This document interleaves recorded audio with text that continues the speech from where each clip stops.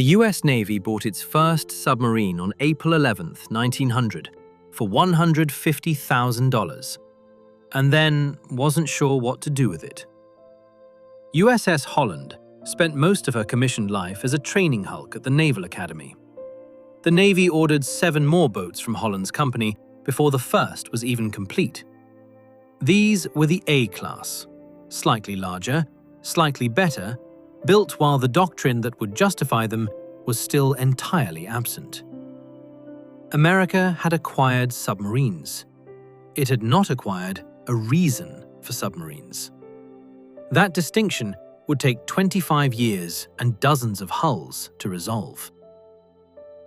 For the next 15 years, the Navy built submarines alphabetically, incrementally, without a controlling idea. B was slightly larger than A. C was slightly larger than B. D through M followed the same logic. More range, more depth, more speed. Each class a marginal improvement on the one before. Some had gasoline engines, some had diesel. None were deployed in combat. The alphabet boats proved that a submarine could be built and operated by American crews. They did not prove what American submarines were supposed to accomplish in a war. The Navy had not yet answered that question. The S-class was the first American submarine built around a tactical idea rather than a technical experiment. Designed for fleet screening and coastal patrol, 51 boats were built between 1917 and 1925, the largest production run the Navy had attempted. They had proper diesel engines, ranges that sustained extended patrol, and crews trained for operations rather than exercises. S-boats served in both Atlantic and Pacific theaters in World War II, well past their intended life. They were never the right submarines for a Pacific war, but they were the first submarines the Navy thought of as a fleet asset rather than a novelty. The submarine had finally acquired a purpose, even if the purpose was still the wrong one. The V-boat program was the Navy's attempt to answer the Pacific. War planners in the 1920s looked at the distances between Hawaii, the Philippines, and Japan, and understood that any future conflict would be fought across thousands of miles of open ocean, ranges that made European submarine doctrine useless. The solution was size. 9 boats across the Barracuda, Argonaut, Narwhal, and Dolphin subclasses, each designed to cross the Pacific independently and operate alongside the battle fleet. Argonaut carried mine-laying equipment. Narwhal could sustain months at sea. The ambition was real. The problem was doctrine. Naval planners still believed the decisive battle would be fought between surface fleets, with submarines supporting the battleships rather than replacing their strategic reach. The V-boats proved a submarine could cross an ocean. They could not prove what to do when it got there. The London Naval Treaty of 1930 imposed limits on submarine tonnage and forced a rethinking of the V-boat approach. The Cachalot class was the Navy's response. 2 smaller, cheaper boats. Dolphin was a single experimental design. These were submarines built by treaty constraint rather than operational requirement, and they looked like it. Neither the ocean raiders the V-boats had aspired to be, nor the standardized fleet weapons the coming decade would require. They explored what a medium-sized submarine could carry, how deep it could dive, how long it could remain at sea on reduced displacement. None of these boats defined the future. The Navy was still waiting for a war to tell it what submarines were actually for.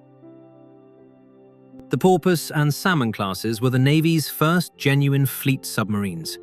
Boats designed not as experiments or compromises, but as purpose-built ocean warfare platforms. Porpoise established the basic template: diesel-electric propulsion, 6 torpedo tubes, surface range sufficient to cross the Pacific. Salmon refined it. These were the boats that finally closed the gap between what the Navy needed and what its shipyards could build. Their crews developed the patrol doctrines that would carry through the entire war: independent ocean patrols, commerce interdiction, attack and withdrawal. American submarines were no longer coastal weapons. They were becoming oceanic predators. The The Sargo class refined the endurance doctrine that would define American submarine strategy in the Pacific. 12 boats, built between 1937 and 1941, pushed diving depth to 250 feet, extended fuel and provisions for patrols exceeding 60 days, and improved habitability for crews who would spend months submerged in tropical waters. The Sargo class demonstrated that endurance was itself a strategic weapon. A submarine that could remain on station longer than its adversary expected could be everywhere the adversary wasn't looking. The Pacific War would prove this correct, repeatedly, at enormous cost to Japanese shipping. The Sargo class made the strategy possible. What happened next was a question of scale. The Tambor and Gar classes represented the standardization the Navy had been building toward since the alphabet boats. 10 Tambors, 6 Gars, the same basic design, refined and rationalized into a production-ready platform. 10 torpedo tubes, extended range, the flush deck that gave the boat a clean silhouette for high-speed surface transit. The Tambors and Gars were the submarines America went to war with in 1941, and they were ready for the mission in every way except one. The weapons they carried still didn't work. Two classes of well-designed, well-crewed submarines spent the first year of the Pacific War unable to confirm kills against targets their commanders could clearly see. The platform had been perfected. The ordnance had not been tested under combat conditions.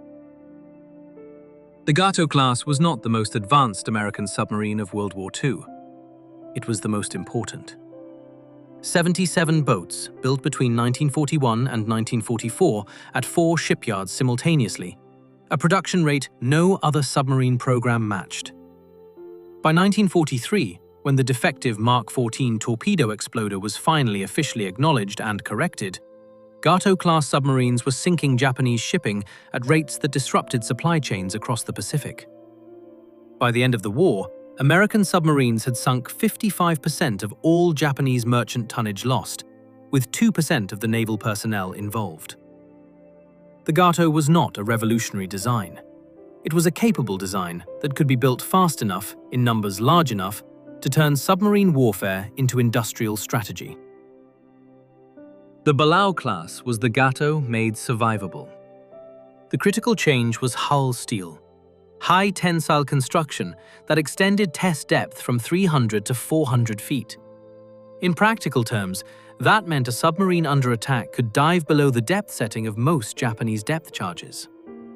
122 Balao-class boats were built, the largest American submarine class of the war. Their improved depth capability directly translated to crew survival. A submarine that could go deeper than its pursuers' weapons could reach had a fundamental tactical advantage that no amount of firepower could match.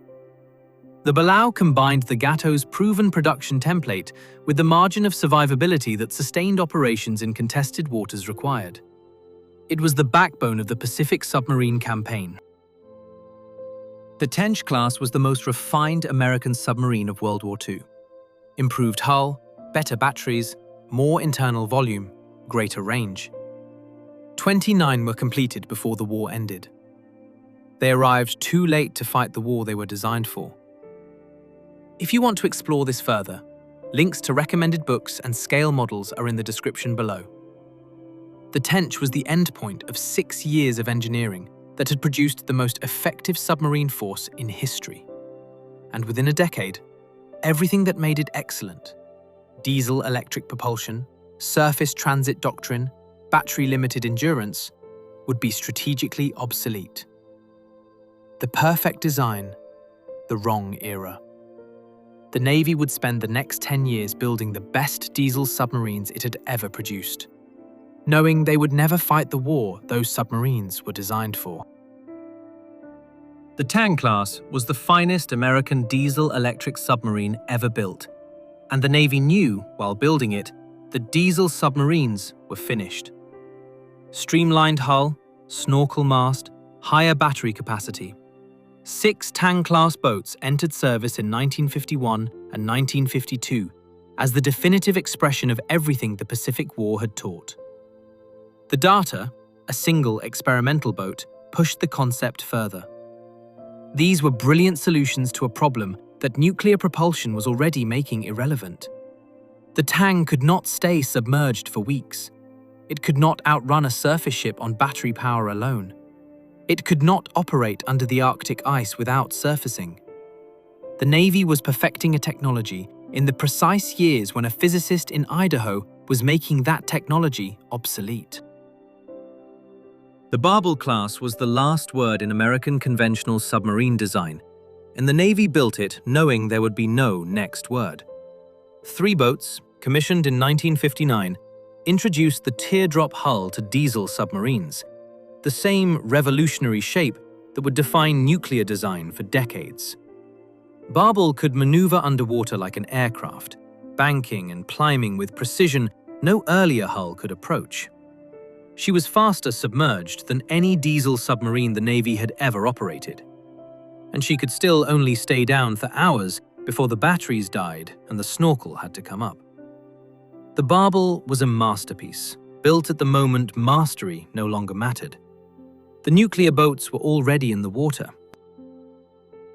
On January 17, 1955, Commander Eugene Wilkinson ordered the mooring lines cast off and sent 4 words to the submarine force commander: "Underway on nuclear power." In her shakedown cruise that May, USS Nautilus traveled 1,381 miles from New London to Puerto Rico, submerged, in 89 hours. 10 times farther than any submarine had previously covered without surfacing. The exercise that followed was more alarming than the record. Nautilus ran simulated attack runs against a NATO convoy, and the ASW forces couldn't find her. The radar, aircraft, and surface ships that had defined anti-submarine warfare since World War II were useless against a submarine that didn't need to surface. Every tactical assumption about submarine warfare became obsolete on January 17, 1955. The Skate class was the first attempt to make nuclear propulsion operationally routine rather than experimentally spectacular. 4 boats, commissioned between 1957 and 1959, were built to a practical specification. Smaller, cheaper, designed for fleet operations rather than records. USS Skate surfaced at the geographic North Pole in 1959. More important than the headline was what the class proved. Nuclear submarines could be produced on a shipyard schedule, maintained by ordinary crews, integrated into fleet operations. Nuclear propulsion was not a prototype capability. It was a production capability. The question was no longer whether nuclear submarines could be operated. It was whether diesel submarines could still justify their existence. Skipjack married the nuclear reactor to the teardrop hull, and the result changed submarine design permanently. 6 boats, entering service from 1959 to 1961, combined the S-5W reactor with the hydrodynamic hull pioneered by the experimental diesel USS Albacore. The result was a submarine that could exceed 30 knots submerged, more than twice the sustained speed of any World War II boat. Skipjack could reverse direction within its own length. It maneuvered underwater the way no surface-derived hull could approach. Every US nuclear attack submarine built after Skipjack used the same basic hull form. Speed had become doctrine. The Thresher class defined what the post-Skipjack nuclear attack submarine needed to become. Speed had been demonstrated. Now the priority was depth and lethality. USS Thresher was lost on April 10, 1963, during post-overhaul sea trials, with 129 men. The disaster triggered SubSafe, a complete overhaul of submarine construction and certification standards that fundamentally changed how American submarines were built. The Permit class that followed incorporated those lessons. They dove deeper, carried longer-range weapons, and were built around the acoustic detection suite that defined Cold War ASW. Thresher's loss was the most expensive lesson the submarine force ever paid. Every American nuclear submarine built since has been built to the standards that loss required. The Sturgeon class built the censor's first submarine. 37 boats designed around the idea that finding the enemy before he found you was more valuable than any speed advantage. The BQQ-2 spherical sonar array, the towed array capability, the quiet skew-back propeller. These engineering choices traded speed for acoustic dominance. Sturgeon could detect a Soviet submarine at ranges that made sprint speed irrelevant. If you hear it first, you don't need to chase it. 37 boats entered service between 1967 and 1975 and dominated American submarine operations through the Cold War's tensest decade. They were not the fastest submarines in the fleet. They were the most dangerous. And that distinction was not accidental. The Navy built 3 submarines in the 1960s and 70s that functioned as manned laboratories. USS Talibi was built around the premise that a small, acoustically optimized boat could outperform a larger one. USS Narwhal tested a natural circulation reactor, eliminating the main coolant pumps that were a primary source of acoustic signature. USS Lipscomb tested turbo-electric drive that removed gearbox noise entirely. None became production classes. All 3 generated the engineering data that defined what came next. The quieting war was won not through any single breakthrough, but through systematic elimination of every noise source, one test hull at a time, across 15 years of classified experimentation. On July 20, 1960, USS George Washington surfaced briefly in the Atlantic and sent 4 words to the President. Polaris, from out of the deep to target. Perfect. 2 Polaris A-1 missiles had been launched from a submerged submarine for the first time in history, each striking a target 1,100 miles away. George Washington had been converted from an incomplete skipjack-class hull, a 130-foot missile compartment inserted during construction, and commissioned on December 30, 1959.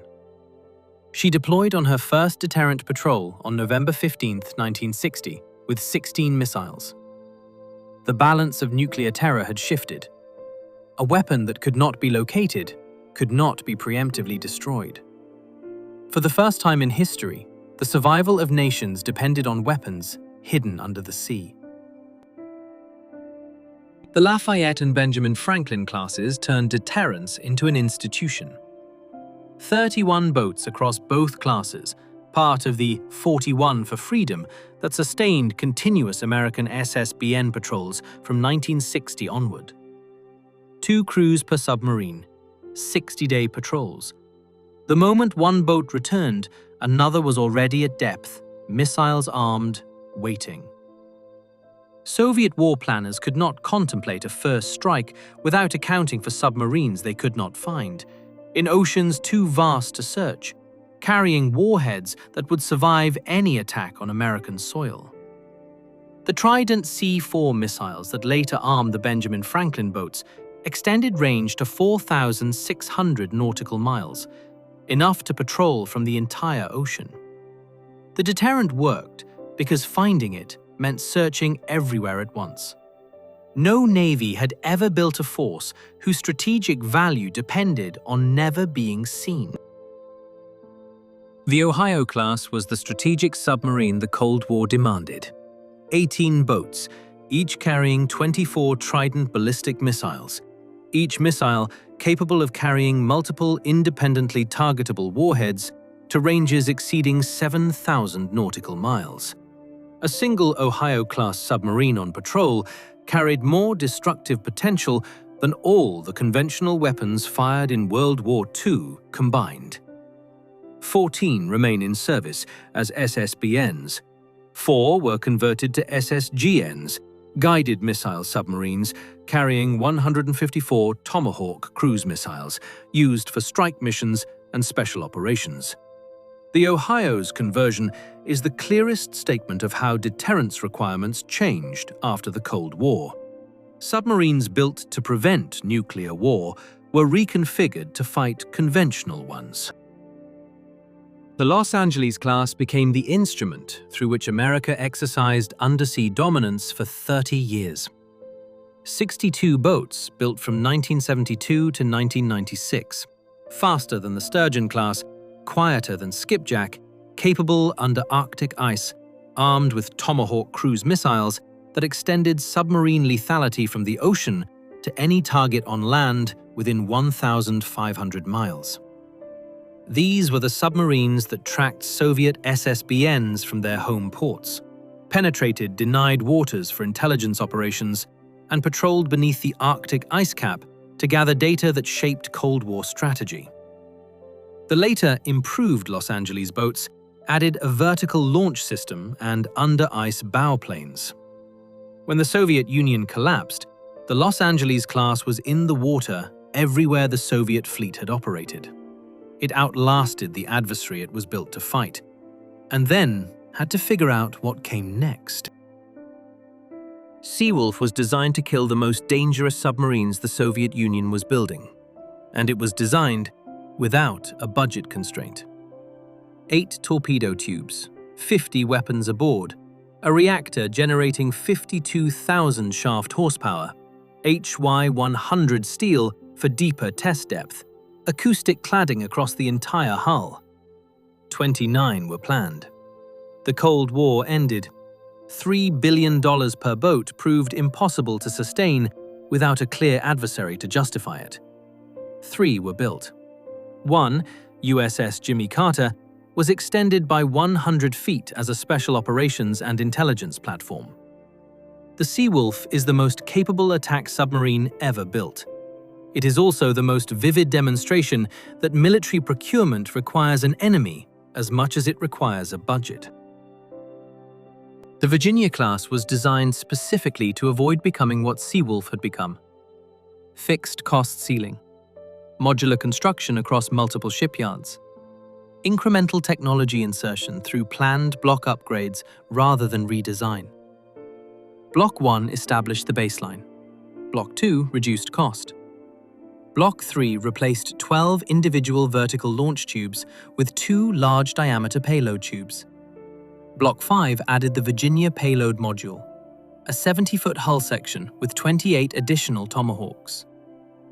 USS Mississippi delivered in 2012, a year ahead of schedule, $60 million under budget. The Virginia class didn't just produce submarines.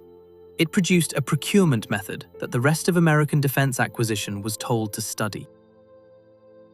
The Columbia class is the next generation of American strategic deterrence. 12 submarines planned to replace the Ohio class as it ages out through the 2040s.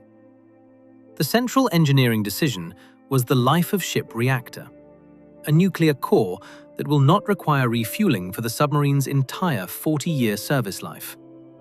No midlife refueling means no years in the shipyard, no gap in deterrent coverage, no window of vulnerability. Columbia will carry 16 Trident 2D5 missiles in a hull engineered around a single requirement: that the submarine never be unavailable. American submarines did not simply evolve. From the $150,000 Holland that the Navy bought without knowing what to do with, to the trillion-dollar deterrent architecture that Columbia represents, they became the quiet infrastructure of global power. The Soviet Union inherited a submarine fleet from the Tsar and immediately decided it wasn't enough. The Decabrist class, 6 boats commissioned between 1927 and 1931, were the first submarines designed and built entirely under Soviet authority. Large positional submarines intended for long-range ambush patrols rather than fleet action. They were slow, mechanically unreliable, and difficult to crew. But they established the foundational Soviet submarine doctrine: place the weapon between the enemy and his objective and wait. Every class that followed, for the next 60 years, was built around some version of that idea. The Leninets class was the Soviet answer to a specific tactical problem. How do you threaten an enemy fleet without fighting it? The answer was mines. 26 boats built between 1931 and 1941, designed as submarine mine layers capable of operating in waters where surface ships couldn't survive. The Leninettes carried torpedoes and mines simultaneously, a combined threat that forced any approaching fleet to solve two separate problems at once. They operated in the Baltic and Black Sea throughout the Second World War, laying fields that sank German shipping long after the submarines themselves had returned to port. Asymmetric warfare before the term existed. The Stuka, Pike, was the submarine the Soviet Navy built in the largest numbers before the war, and the one it relied on most when the war arrived. 88 boats across 6 production series, the Stuka was a medium coastal patrol submarine. Not fast, not deep diving, not technically impressive by any standard. What it was buildable. Soviet yards produced them in parallel across multiple fleets simultaneously. By the time Germany invaded in 1941, the Stuka class represented the largest single submarine force any navy had ever assembled. Quantity was not an accident. It was the doctrine. The Malyutka, Baby, was the smallest combat submarine the Soviet Union ever deployed, and one of the strangest strategic concepts in naval history. 110 boats, small enough to be disassembled and transported by rail between the Baltic, Black Sea, and Caspian theaters. The logic was industrial. If a submarine can travel by train, it can appear anywhere. Malyutkas operated in waters so shallow that conventional submarines couldn't function, defending harbors and river mouths that larger boats couldn't reach. They were not powerful weapons. They were the Soviet answer to the question of how to be everywhere at once with limited resources. The Stalinets class was what happened when Soviet engineers stopped improvising and started copying deliberately. The design originated in a secret collaboration with German naval architects in the early 1930s, the Hague Project, producing blueprints that Soviet yards then adapted into 41 medium ocean-going submarines. German engines, German battery technology, Soviet production. The result was the most capable Soviet submarine of the Second World War. Faster, deeper diving, and longer ranged than any domestic design had managed. The collaboration ended when Hitler came to power. The submarines it produced outlasted the relationship by a decade.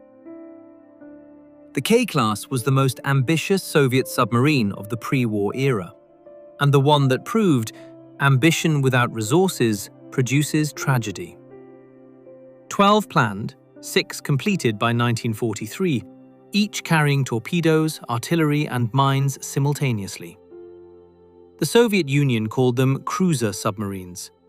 In the Baltic and Arctic, they attempted combined arms operations no submarine doctrine had prepared them for. Shelling shore positions, mining enemy lanes, sinking convoys. 4 of the 6 were lost. The concept of the submarine as a universal naval weapon died with them. What survived was the understanding that specialization mattered, a lesson every subsequent Soviet class was built to apply. The largest submarine fleet in the war fought in the narrower seas. Soviet submarines entered the Second World War with more boats than any other navy and spent 4 years trapped. The Baltic was mined, shallow, and dominated by German air power. The Black Sea offered little room to maneuver. The Arctic was operationally viable, but brutal. Soviet submarines sank German shipping and disrupted supply lines, but they could not affect the land war that was actually deciding everything. What the war produced was not victory through submarines. It was a generation of commanders who understood exactly what a submarine couldn't do. They spent the Cold War building something that could. When Soviet engineers raised German Type 21 submarines from the Baltic after the war, they found everything they had been trying to build for 20 years. The Whiskey class. 215 boats commissioned between 1951 and 1958 was the Soviet answer. A direct adaptation of the Type 21, built at a rate no Western Navy could match. Not one shipyard, 4 simultaneously across 3 time zones. The Whiskey class was the most numerous submarine class in history after the Type 7 U-boat. In 1981, S-363 ran aground off a Swedish naval base during an intelligence mission. The West called it Whiskey on the Rocks. The Cold War had a sense of humor. The Zulu class was the Whiskey, made larger and given ambitions the Whiskey couldn't carry. 26 ocean-going submarines, capable of extended patrols beyond Soviet coastal waters, and, in 5 converted hulls, the platform for the Soviet Union's first ballistic missile launch from a submarine. On September 16, 1955, B-67 surfaced in the Barents Sea and launched an R-11 FM missile. The shot was awkward. The missile had to be raised above deck before firing, leaving the submarine exposed. But the principle was established. The Soviet Navy had demonstrated that a submarine could deliver a nuclear weapon to the enemy's shore. Every strategic decision NATO made for the next 30 years started from that fact. The Quebec class was the Soviet Navy's attempt to solve the coastal defense problem with chemistry rather than engineering. 30 boats powered by a closed-cycle engine using high-test peroxide, a fuel that delivered high underwater speed without a snorkel and reacted violently with almost any organic contaminant. Soviet crews called them cigarette lighters. Several boats suffered serious fires. The peroxide propulsion concept was abandoned after a pattern of accidents that the Navy declined to make public. The Quebec class demonstrated something the British Explorer class was learning simultaneously on the other side of the world. The fastest path to an advanced submarine was sometimes the most dangerous one. The Romeo class was designed as the Whiskey's replacement and became inadvertently the most widely exported Soviet submarine design in history. 72 built for the Soviet Navy between 1957 and 1961, and then China continued building them independently for another 2 decades, producing approximately 85 more hulls. Egypt, Algeria, Bulgaria, North Korea all operated Romeos. The class outlived every strategic assumption it was built on, serving in North Korean waters into the 21st century in configurations Soviet designers would not have recognized. The Romeo proved something the Soviet Navy already understood. A simple, buildable submarine was worth more to Allied navies than a sophisticated one they couldn't maintain. On July 4, 1958, the Soviet Union commissioned its first nuclear submarine, and immediately discovered that nuclear propulsion solved one set of problems while creating an entirely new one. The November class ran at 31 knots submerged, faster than any submarine ever built. It also suffered reactor accidents at a rate that classified documents described as unacceptable. K-3 lost 39 men to a fire in 1967. K-8 sank in 1970 with 52 aboard. K-27 suffered a fatal reactor casualty in 1968. The November class was the price of being second in a race the Soviet Navy couldn't afford to lose. Western crews called them widowmakers. Soviet crews understood. They were simply first. The Golf class was a diesel submarine carrying nuclear weapons, a transitional design that made no strategic sense and was essential anyway. 23 boats, each armed with 3 ballistic missiles that could only be launched from the surface, leaving the submarine exposed for the entire preparation sequence. In October 1962, Golf-class submarines were among Soviet naval forces tracked by US Navy aircraft during the Cuban Missile Crisis. Commander Vasily Arkhipov, aboard B-59, refused to authorize a nuclear torpedo launch against American warships, despite loss of communication with Moscow. The Golf class is not remembered for what it could do. It is remembered for what one officer chose not to do. The Hotel class was the Soviet Union's first purpose-built nuclear ballistic missile submarine, and its first catastrophic demonstration of the cost of compressed development timelines. 8 boats commissioned between 1959 and 1962, each carrying 3 R-13 missiles in a sail compartment that required surfacing to launch. K-19, commissioned in 1961, suffered a catastrophic reactor coolant failure on her first deterrent patrol. 8 engineers entered the reactor compartment without adequate protection and improvised a repair that prevented a nuclear explosion. All 8 died within weeks. 22 more received fatal radiation doses. The Soviet Navy classified the incident. The crews called K-19 Hiroshima. The Echo class was built around a single strategic premise: that the greatest threat to Soviet security was the American aircraft carrier, and that carriers could be killed from underwater. Echo 1 carried cruise missiles requiring the submarine to surface to fire. Echo 2, 29 boats, fired the P-6 missile from depth, finally realizing the original concept. The tracking problem NATO faced was not acoustic. Echo-class submarines were noisy enough to find. The problem was tactical. A submarine that could kill a carrier from 60 miles away forced every carrier battle group to solve a geometry problem before it could operate. The ocean had become a threat space. The Foxtrot class was the finest conventional submarine the Soviet Union produced, and the one that came closest to starting a nuclear war. 58 boats built between 1958 and 1983, the Foxtrot was the workhorse of Soviet submarine operations throughout the Cold War.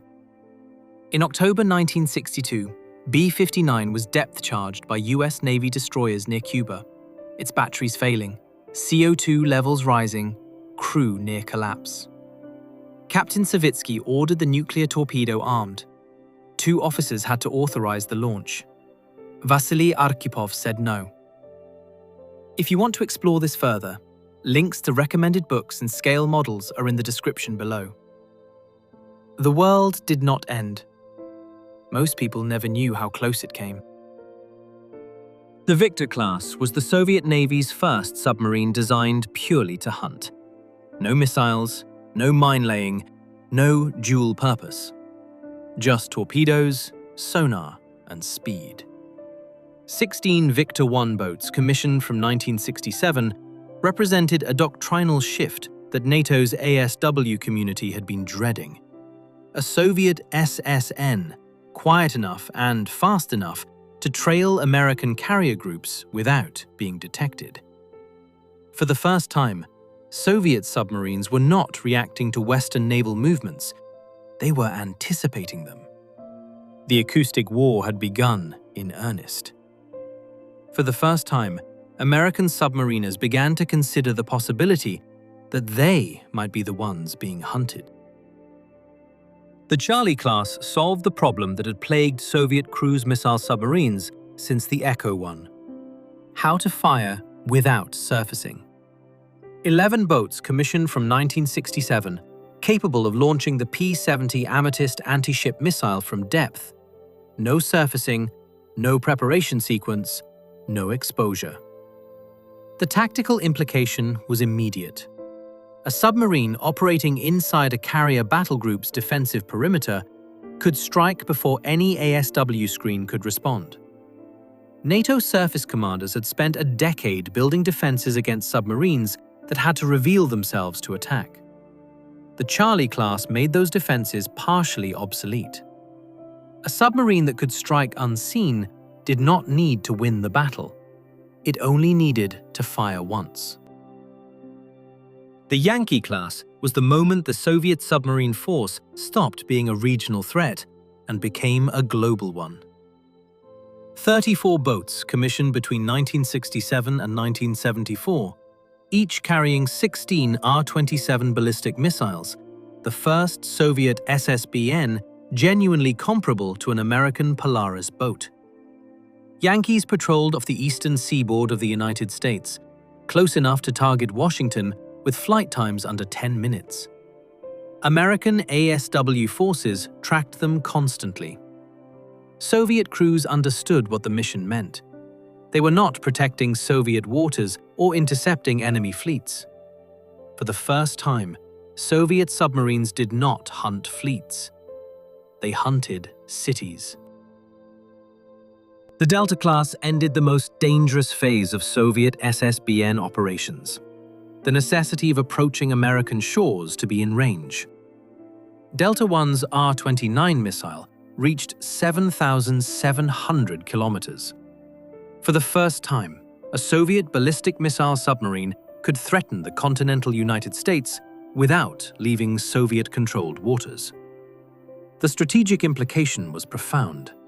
NATO's entire ASW barrier in the GI-UK gap became less critical overnight. 23 Delta I and Delta II boats established what would become the Bastion concept, SSBN operations within defended sea areas close to home that would define Soviet and then Russian nuclear strategy for the next 50 years. The Alpha class was what happened when the Soviet Navy gave its engineers no constraints and asked for something NATO couldn't kill. 7 boats, titanium hulls, liquid metal-cooled reactors, 44 knots submerged, faster than any torpedo NATO possessed when the class entered service. A crew of 31 operated systems that a conventional submarine required 80 to manage. The reactors had to be kept continuously hot, or the coolant solidified around the core, destroying the boat. 3 Alphas suffered major reactor casualties. The entire class was retired within 15 years. The Alpha proved the Soviet Union could build the fastest submarine in the world. It could not prove that speed alone was enough. The Victor III was the submarine that genuinely alarmed Western intelligence, not because of its speed or depth, but because of its silence. A towed sonar array housed in a distinctive pod on the upper rudder fin. Rafted machinery. Anechoic coating across the entire hull. These were not incremental improvements. They were evidence that the Soviet Navy had understood the acoustic war and was winning it. When Western analysts fully assessed the Victor III's signature, the conclusion was unsettling. The Soviet Union had not been falling behind in submarine technology. It had been catching up quietly, in exactly the area that mattered most, for over a decade, without anyone noticing. The Delta III and Delta IV institutionalized the Bastion. 14 Delta IIIs, 7 Delta IVs, running permanent patrols beneath Arctic ice in water so cold and dark that no satellite could find them. Protected by SSNs, surface ships, and land-based aircraft, in an integrated defensive architecture that turned the polar ocean into a fortress. Under kilometers of ice, in black water and crushing pressure, these submarines held their stations for months at a time, missiles armed, waiting for orders that in the end never came. The Bastion turned the Arctic Ocean into a Soviet strategic reserve, a body of water NATO could threaten but never fully own. The Oscar class was built around a single mission: kill the carrier.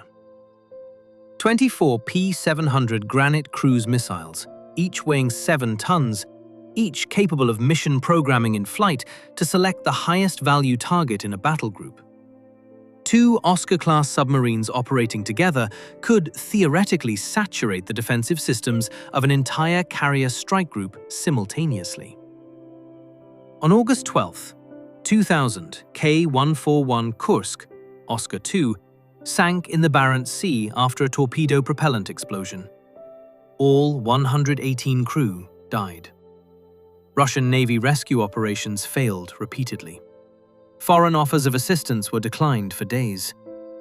The Oscar class had been built to destroy the most powerful naval force in the world. It could not save its own crew. The Typhoon class was not designed to fight. It was designed to survive. 6 boats, the largest submarines ever built, each carrying 20 R-39 ballistic missiles, constructed to operate under Arctic ice after a nuclear exchange had destroyed the surface world above them. 2 parallel pressure hulls inside a single outer casing, a swimming pool, a sauna, a recreation room, because crews might remain submerged for months, waiting for orders that might never come. The Typhoon was the Soviet Union's insurance policy against total annihilation. When the Soviet Union collapsed, 4 of the 6 were decommissioned within a decade. The threat they were built to survive had simply ceased to exist. The Sierra class carried the titanium hull concept the Alpha had pioneered and applied it to a submarine designed for sustained operations rather than maximum speed. 4 boats, operational depth exceeding 750 meters, below the maximum depth setting of every NATO heavyweight torpedo in service when they were commissioned. A Sierra running deep was genuinely unkillable by the weapons NATO possessed. The hulls cost so much to produce that only 4 were ever completed. The Soviet Navy got the most capable SSN hull it had ever built, and could afford almost none of them. The Sierra class was the clearest expression of a recurring Soviet problem: engineering ambition that consistently outpaced industrial capacity. There was only one Mike-class submarine, and it demonstrated both the ceiling of Soviet engineering ambition and its cost. K-278 Komsomolets reached a confirmed depth of 1,020 meters in 1985, a world record that stands today. At that depth, she was invulnerable to every weapon in NATO's inventory. On April 7, 1989, a fire broke out in the aft compartment. Komsomolets sank in the Norwegian Sea. 42 men died, many of them in a rescue capsule that malfunctioned on the surface after successfully escaping the hull. The deepest diving submarine ever built was destroyed by fire. Soviet engineering had reached further than anyone. It had not solved the oldest problem on any ship. When the first Akula appeared in intelligence photographs in 1985, Western analysts revised their entire assessment of Soviet submarine capability. Project 971 Shchuka-B was quieter than the Los Angeles class at certain speeds. That single sentence, when it reached classified briefings, ended careers and rewrote procurement programs. 15 boats tracked American SSBNs from their home ports, followed U.S. carrier groups across the North Atlantic, and operated under Arctic ice at ranges and durations NATO had not believed possible. On multiple recorded occasions, Akula-class submarines achieved weapons firing position on American warships without being detected. The acoustic war that had been running since the Victor I was over. The Soviet Union had won it. The Tango class arrived in 1972 as the Soviet Navy's last dedicated conventional patrol submarine before Kilo. 18 boats designed to replace the aging Foxtrot in the Northern and Black Sea fleets. Larger battery capacity, quieter machinery, longer submerged endurance.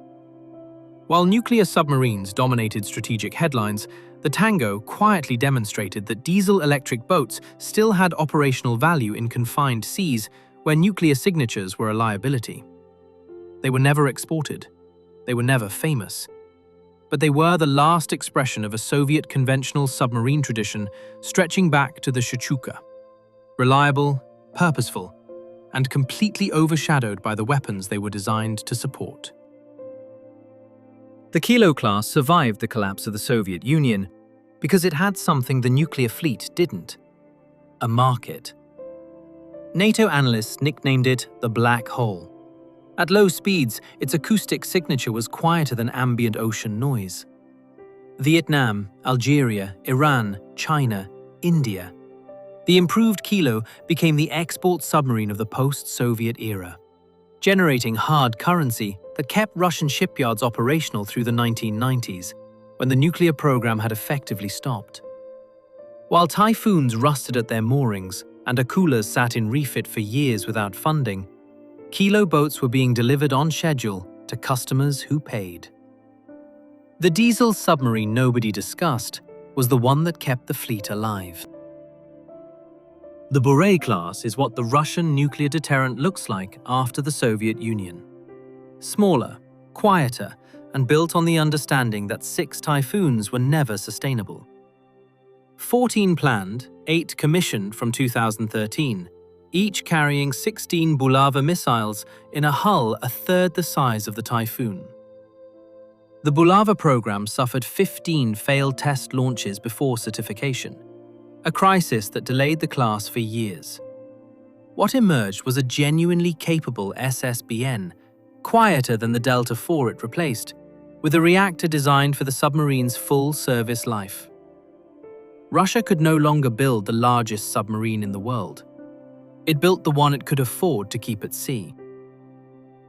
The Yasen class took 20 years to build its first hull. Not because of incompetence, but because the Soviet design bureaus had dissolved, the engineers had retired or emigrated, and the industrial infrastructure that had produced 245 nuclear submarines had partially collapsed. K-560 Severodvinsk was laid down in 1993 and commissioned in 2013. What emerged was the most capable Russian submarine ever built. A spherical bow sonar array larger than any Western equivalent, 32 cruise missiles in vertical launch tubes, an acoustic signature that classified assessments declined to specify publicly. The Yasen proved that Russian submarine engineering had survived the collapse. It had simply needed time to remember what it knew. The Belgorod is officially a research submarine. What it carries, the Poseidon nuclear-armed autonomous torpedo, has an estimated yield of 2 megatons and a range of 10,000 kilometers, designed to detonate near coastal cities and generate radioactive tsunamis. No confirmed defensive system currently exists against it.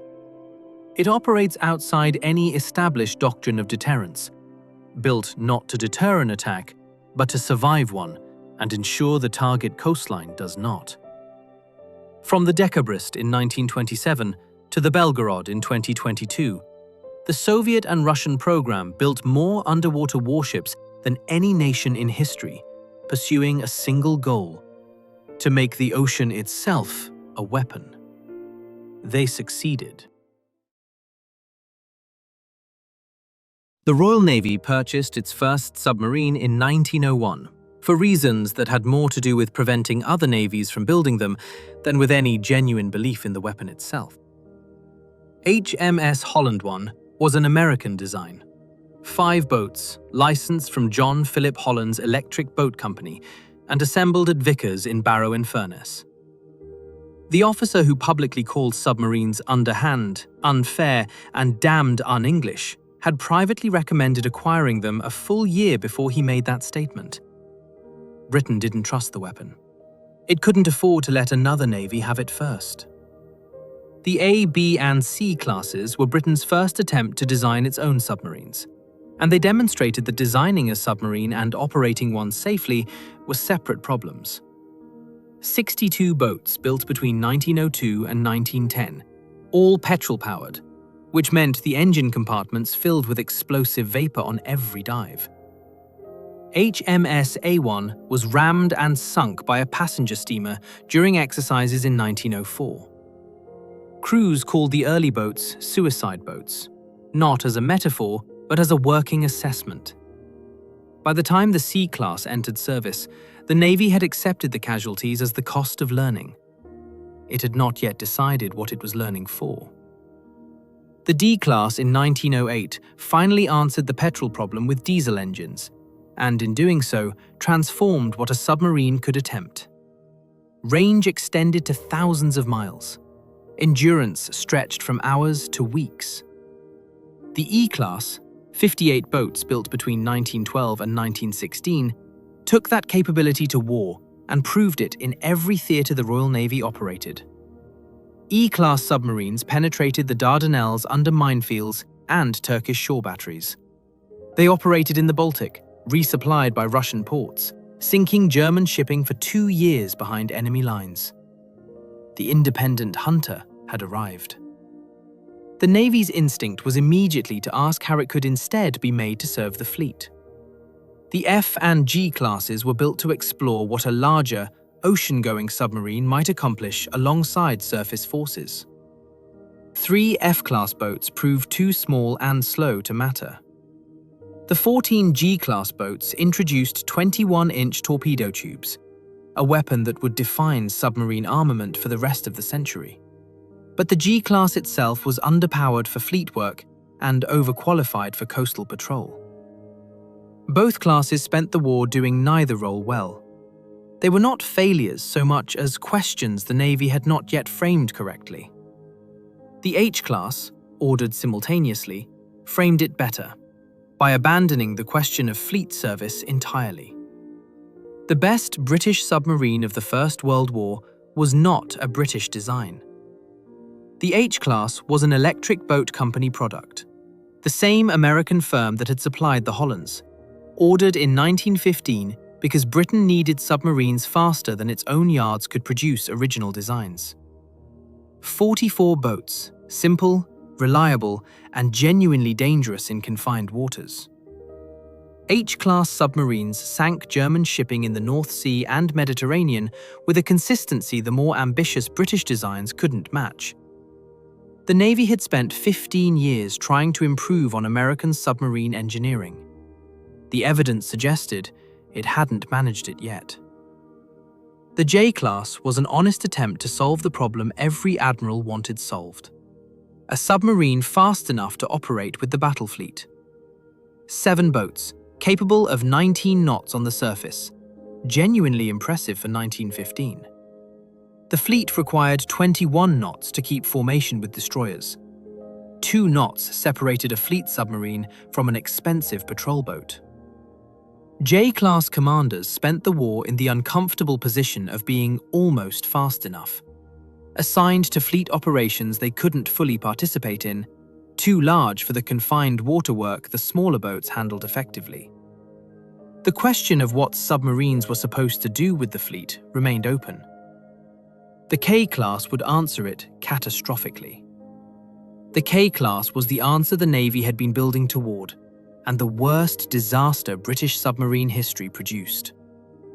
Steam turbines gave them 24 knots, finally fast enough for fleet work. They were also 339 feet long, required 4 minutes to dive, and carried boilers that had to be shut down before submersion. On the night of January 31st, 1918, during fleet exercises off the Isle of May, K4 was rammed and sunk by K7. K17 was rammed by the cruiser Fearless. K6 rammed K4 again. K22 was struck by HMS Inflexible. 2 submarines sunk, 3 badly damaged, 104 men dead. In 75 minutes, in their own fleet, without an enemy present. Not one K-class submarine was ever lost to enemy action. The L-class was the submarine the Navy should have been building while it was building the K-class. 34 boats, diesel-powered, practical in operation, simple enough for crews to trust. They arrived too late for the war the K-class had been designed to fight, entered service between 1917 and 1919, and demonstrated everything the steam-powered approach had tried and failed to achieve.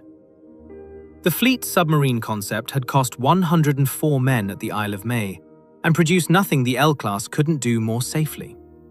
The Royal Navy would spend the next 2 decades deciding whether it had learned the right lesson from that accounting. The M-class placed a 12-inch battleship gun on a submarine hull, a weapon requiring 4 minutes to reload on a platform that needed to surface to fire it, in waters increasingly dominated by aircraft and destroyers that could close 4 minutes faster than any submarine could dive. 3 boats, built on the premise that a submarine could deliver a single overwhelming blow and escape before retaliation. HMSM-1 was sunk in 1925 in a collision with a Swedish merchant vessel.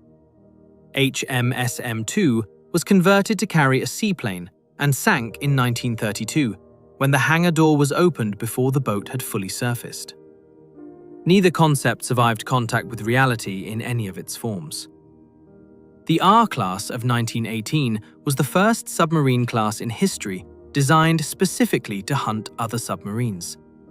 A streamlined hull, 6 forward hydrophones, a submerged speed of 15 knots that exceeded anything then afloat. 12 boats ordered.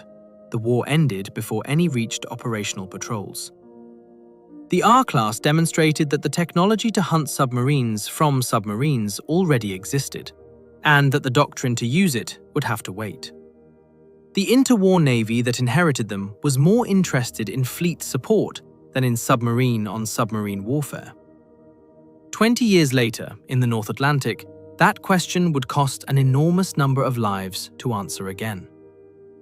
HMS X-1, commissioned in 1921, was Britain's attempt at the submarine cruiser, a concept the major navies pursued between the wars with consistent and expensive futility. At 3,600 tons surfaced, she was the largest British submarine built before the nuclear era, armed with 4 5.2-inch guns in twin turrets. Her engines were unreliable from commissioning. Her hull leaked.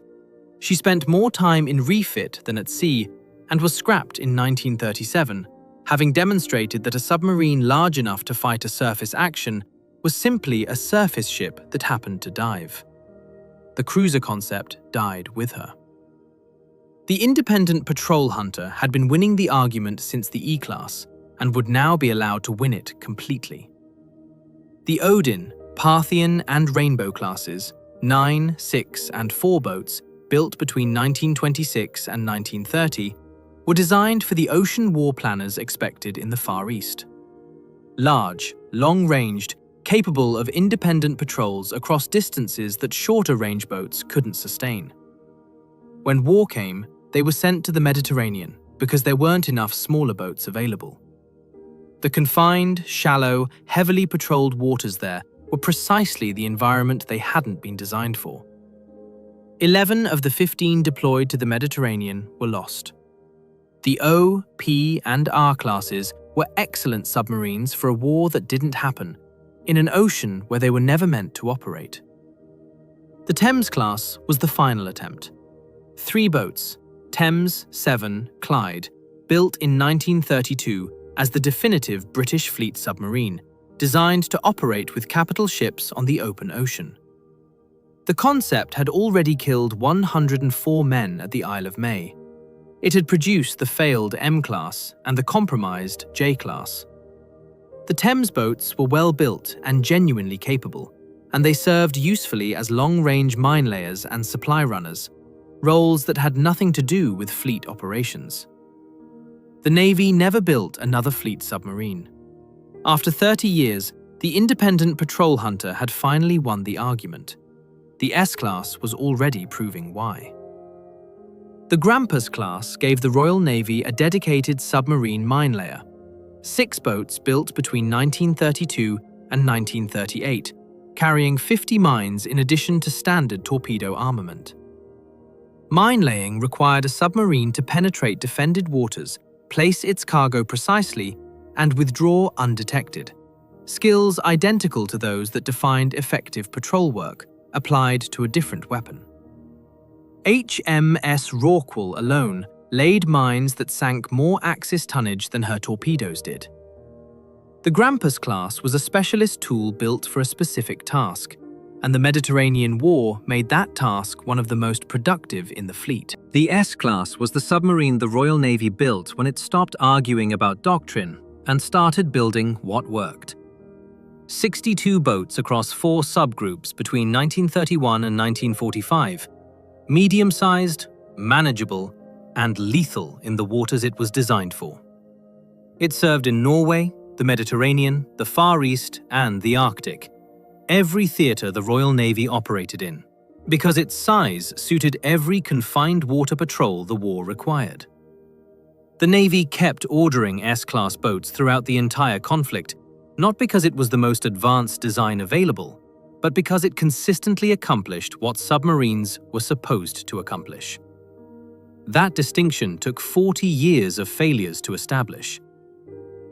The T-class was the S-class made larger and given a heavier punch. 53 boats in 3 groups between 1937 and 1945, designed within the London Naval Treaty tonnage limits and modified continuously as combat experience accumulated. T-class submarines carried 10 torpedo tubes, the heaviest single salvo any British submarine could deliver, and operated across every ocean the war touched. If you want to explore this further, links to recommended books and scale models are in the description below. HMS Tally-Ho, HMS Truculent, HMS Terrapin.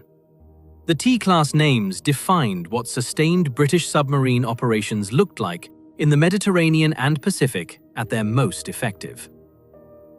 The U-class began as a training boat. The original 3 Undine-class submarines were designed without weapons, intended to give anti-submarine forces realistic targets to practice against.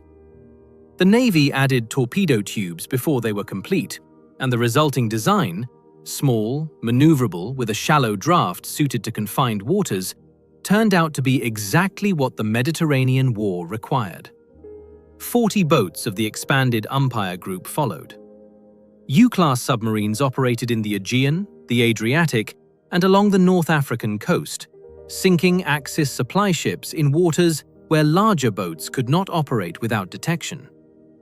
The accidental training boat had become the sharpest instrument in the Mediterranean. The V-class improved the U design by replacing riveted hull construction with welding, faster to build, structurally stronger, and cheaper to produce at the pace the war demanded. 22 boats commissioned between 1943 and 1944. The change was industrial as much as technical. Welded hulls required fewer man-hours and fewer specialist riveters at a moment when both were in short supply. The V-class proved that the simplification forced by wartime production requirements could produce a better submarine than the peacetime design process had managed. It was a lesson the post-war Navy would apply carefully, and the Explorer class would comprehensively fail to learn. The X-craft were midget submarines, 51 feet long, crewed by 4 men, carrying 2 external charges of 2 tons of Amatol explosive each. On September 22, 1943, X6 and X7 penetrated the Norwegian fjord where the battleship Tirpitz had sheltered, beyond the reach of conventional attack. Both craft placed their charges beneath her keel. The resulting explosion buckled her hull plates, jammed her gun turrets, and put her out of action for 6 months. In 1945, XE craft cut the underwater telegraph cables connecting Japanese-occupied Singapore to Saigon and Hong Kong, severing communications across the southern Pacific theater. The smallest submarines in Royal Navy history accomplished what no surface force could reach. The Amphion class, 16 boats, later known as the A-class, was designed in 1943 for the Pacific War against Japan. Extended range, greater endurance, air conditioning for tropical operations. They were commissioned between 1945 and 1948, after the war they had been built for was already over.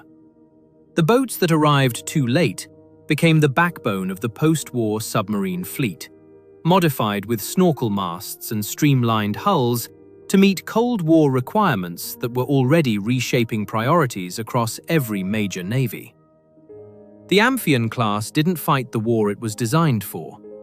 It held the line while Britain decided what kind of submarines the next conflict would require. The Explorer class was the fastest submarine Britain had ever built, and the most dangerous boat its crews were asked to sail.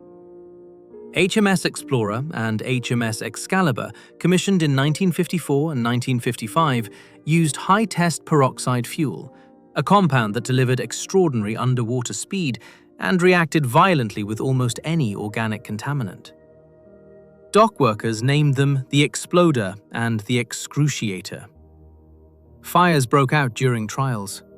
crew members formally requested reassignment rather than continue sea testing. The boats achieved over 25 knots submerged, a speed no diesel submarine could approach, and proved that the technology required to operate that safely did not yet exist. The peroxide program ended with them. The Porpoise class was the Royal Navy's first purpose-built post-war submarine. 8 boats built between 1956 and 1959, shaped by wartime experience and the acoustic demands of Cold War anti-submarine operations. Quieter than any British submarine previously built, with a hull form optimized for submerged performance rather than surface transit, the Porpoise class established the standards that would define British conventional submarines for 30 years. They were not remarkable boats. They ran quietly, dived reliably, and stayed at sea, precisely the qualities that Cold War patrol requirements demanded and that the Explorer class had so dramatically demonstrated were not guaranteed. The Oberon class was the Porpoise refined to a standard that NATO assessed as the finest conventional submarine of its generation. 13 boats for the Royal Navy, commissioned between 1959 and 1966, and 14 more exported to Australia, Canada, Brazil, Chile, and others, a record that reflected genuine quality rather than political relationships. Oberon-class submarines served into the 1990s, conducting intelligence operations in Soviet waters and special forces insertions that remain classified. They outlasted several of the nuclear boats that followed them. They were the last British submarines another navy wanted to buy, and the last class the Royal Navy would ever operate that ran on diesel. HMS Dreadnought, commissioned in April 1963, was Britain's first nuclear submarine, and the product of a decision to buy American technology rather than spend a decade developing it independently. The S-5W reactor was identical to those powering USS Skipjack, supplied under the 1958 Mutual Defense Agreement. The name was deliberate. The same name carried by the battleship that had made every other battleship obsolete in 1906. A submarine that never needed to surface could not be detected by any sensor system then in service. Every doctrine the world's navies had built around finding and sinking submarines became obsolete on the day HMS Dreadnought completed her first dive. The Valiant and Churchill classes were Britain's proof that it could build nuclear submarines without American components. Valiant, commissioned in 1966, used a reactor designed and built entirely in the United Kingdom, the first. 2 Valiant-class boats and 3 Churchill-class followed, armed with Tigerfish torpedoes and capable of submerged speeds that no diesel submarine could approach. In 1967, HMS Valiant transited from Singapore to Britain entirely submerged. 28 days, 12,000 miles, without once surfacing. The passage was demonstration as much as transit. A submarine that never surfaced was always independent. The question Britain had been arguing over since 1901 had a final answer. The Resolution class placed Britain's nuclear deterrent beneath the sea and kept it there permanently. 4 boats, Resolution, Repulse, Renown, Revenge, each carrying 16 Polaris A3 ballistic missiles, commissioned between 1967 and 1969. Since June 1969, at least one Resolution-class submarine has been on patrol at all times, its position unknown, its weapons armed. The continuous at-sea deterrent transformed nuclear strategy from a concept into an unbroken operational reality. A weapon that cannot be located cannot be preemptively destroyed. The submarine had finally answered the question Britain had been asking since 1901, and the answer required the boat to never come home. The Swiftsure class was the first British nuclear attack submarine designed from the outset for a single Cold War mission, finding and maintaining contact with Soviet ballistic missile submarines before they could launch. 6 boats, commissioned between 1973 and 1981, quieter than anything the Royal Navy had previously built, equipped with a sonar suite optimized for long-range detection in the acoustic conditions of the North Atlantic. Swiftsure-class submarines followed Soviet SSBNs out of Murmansk and Polyarny, maintaining contact through patrols that lasted months, gathering intelligence that shaped NATO war plans in ways that remain partly classified. The boats were never detected by the submarines they tracked. That was the only measure that mattered. The Trafalgar class was quieter still, deeper diving, and armed with Tomahawk cruise missiles that extended the submarine's reach from the ocean to any target within 1,500 miles of navigable water. 7 boats, commissioned between 1983 and 1991. In 1982, HMS Conqueror sank the Argentine cruiser General Belgrano with 2 Mark 8 torpedoes, weapons designed in 1927, fired from a nuclear submarine. Conqueror remains the only nuclear-powered submarine to have sunk a warship in combat. The action ended Argentine surface fleet operations for the remainder of the Falklands War. A weapon built to prevent nuclear conflict had determined the outcome of a conventional one. The Upholder class was the best conventional submarine Britain had ever built, and Britain sold it. 4 boats commissioned between 1990 and 1994, incorporating a decade of Cold War acoustic research into every system. Quieter than Soviet attack boats, more capable than any other diesel submarine in NATO service. The Cold War ended. The Treasury concluded that operating both nuclear and conventional fleets was no longer affordable. The Upholders were decommissioned after an average of 3 years in service and transferred to Canada. Britain exited conventional submarine operations permanently. It had produced the finest diesel submarines in its history, and then decided it could only afford to operate one kind of submarine. The Vanguard class replaced Polaris with Trident, and replaced the Resolution boats with submarines nearly twice the displacement. 4 boats: Vanguard, Victorious, Vigilant, Vengeance, each carrying up to 16 Trident 2D5 missiles, commissioned between 1993 and 1999. The continuous at-sea deterrent that began with Resolution in 1969 has continued without interruption. At any moment, one Vanguard-class submarine is at depth somewhere in the world's oceans, its position unknown, carrying the entirety of Britain's nuclear arsenal. The 4 boats are not simply a weapons system. They are an institutional commitment that the deterrent will always be present and will never be found. The Astute class is the most capable attack submarine the Royal Navy has ever operated. 7 boats planned, 6 commissioned from 2010 onward, with the 7th, Agincourt, under construction. Each is powered by a Rolls-Royce PWR-2 reactor that requires no refueling for the submarine's entire service life. Astute can remain submerged indefinitely, limited only by the crew's food stores. The sonar suite detects contacts at ranges measured in hundreds of miles. The weapons load includes Spearfish torpedoes and Tomahawk Block 4 cruise missiles. Astute-class submarines have operated in the Arctic, the Mediterranean, and the Pacific on intelligence and special operations missions, most of which will not be declassified within the career span of anyone currently serving in them. The Dreadnought class will replace the Vanguard boats through the 2030s. 4 new ballistic missile submarines, each carrying the Trident 2D5 missile that will sustain continuous deterrent patrol into the 2060s. Alongside them, SSN AUKUS will produce nuclear attack submarines jointly with Australia and the United States, extending British submarine technology to a partner navy for the first time. The Royal Navy that called submarines underhand and un-English in 1901 now organises its entire strategic posture around them. It operates no conventional submarines. It maintains no land-based nuclear weapons.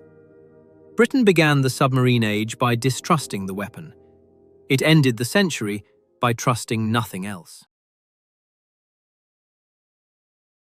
Germany could never match the Royal Navy on the surface, so it decided to defeat Britain somewhere else entirely, beneath it and around it, in the sea lanes that carried every ton of food and steel the country needed to survive. When U-21 torpedoed HMS Pathfinder in September 1914, sinking a warship in under 4 minutes, every naval officer in Europe understood something had changed. The Imperial Navy's first U-boats had been fragile and slow, built when admirals still debated whether submarines had real military application. What mattered was not those first boats. What mattered was the doctrine assembling around them. That a submarine did not need to fight the enemy fleet, it needed to starve the enemy nation. Through the decade before the First World War, Germany built progressively larger patrol submarines, coastal and ocean-going designs intended for North Sea operations and fleet support. The British Admiralty watched and largely dismissed them. Admiral Wilson called submarines underhand, unfair, and damned un-English, and recommended that captured crews be hanged as pirates. That reaction revealed everything about what submarines threatened. Not battleships, which could fight back, but the entire system of ocean commerce on which Britain depended for survival. When war came in 1914, Germany had 28 operational U-boats. Britain imported 60% of its food by sea. The Admiral's contempt would not last long. The UB and UC families were Germany's answer to a specific tactical problem: how to threaten enemy coastal waters and harbors without risking the large ocean-going boats that took months to build. UB boats were small, fast to construct, designed for torpedo attacks in shallow coastal waters. UC boats carried mines, dozens of them, and could lay fields across shipping lanes, harbor entrances, and river mouths without ever surfacing. Between 1915 and 1918, UC mine layers sank more Allied tonnage than any other single weapon category.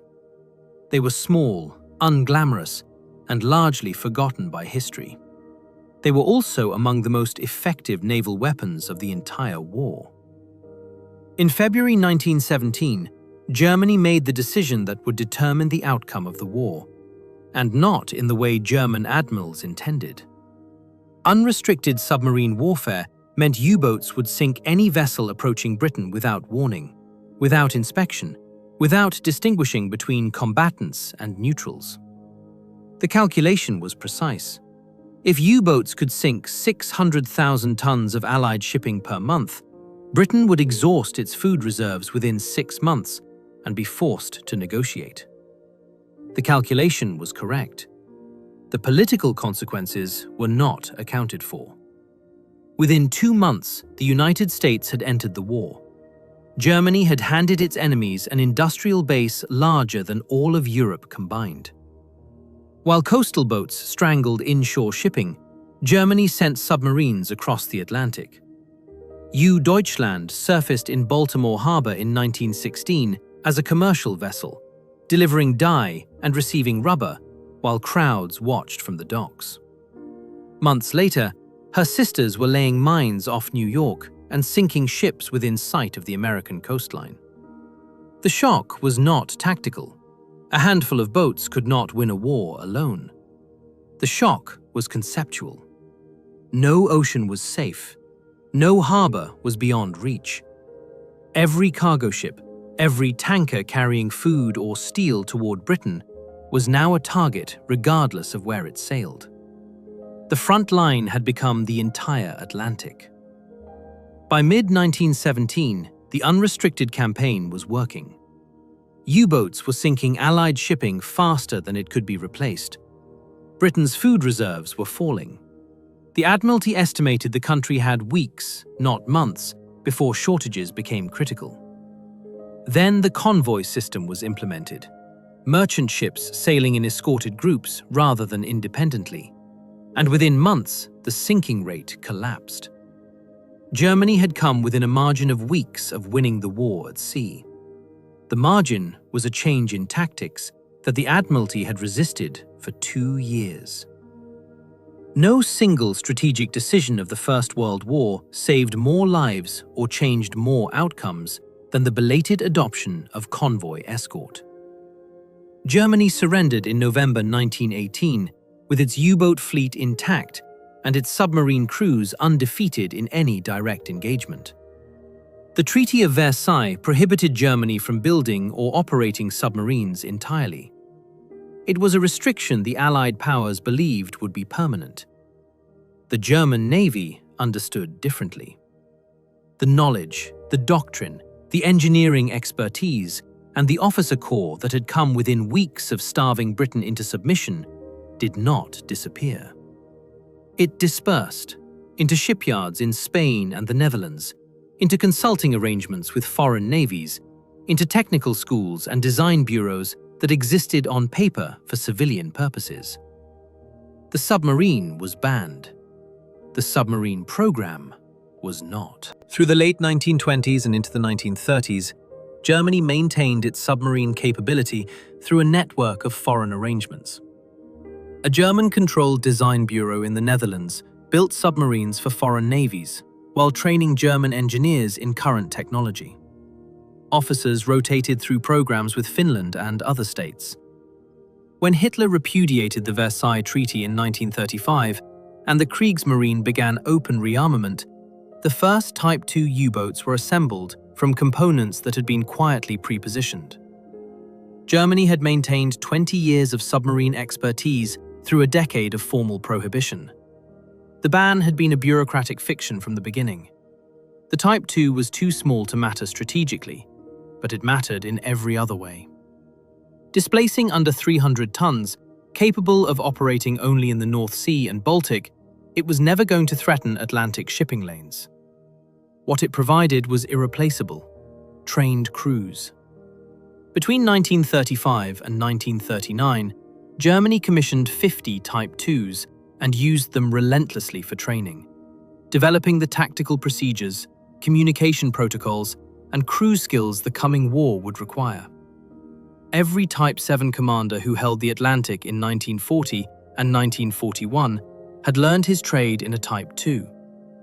The small boat that couldn't win a war produced the crews that nearly did. The Type 7A was the direct ancestor of the most important submarine in history, but it was the Type 7C that became the weapon Germany staked the war on. Displacing 750 tons, capable of Atlantic patrols lasting weeks, armed with 14 torpedoes and a deck gun, the Type 7 was built in greater numbers than any other submarine ever constructed by any nation. Over 700 were commissioned between 1940 and 1945. Reliable, producible, and available in the numbers that wolfpack doctrine required. The Type 7C was the instrument with which Germany intended to repeat 1917, this time without the political mistakes that had cost it the war.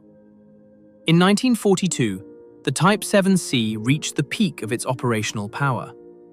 U-boat crews called it the happy time, a description that reflected both the tonnage being sunk and the relative safety of their own operations.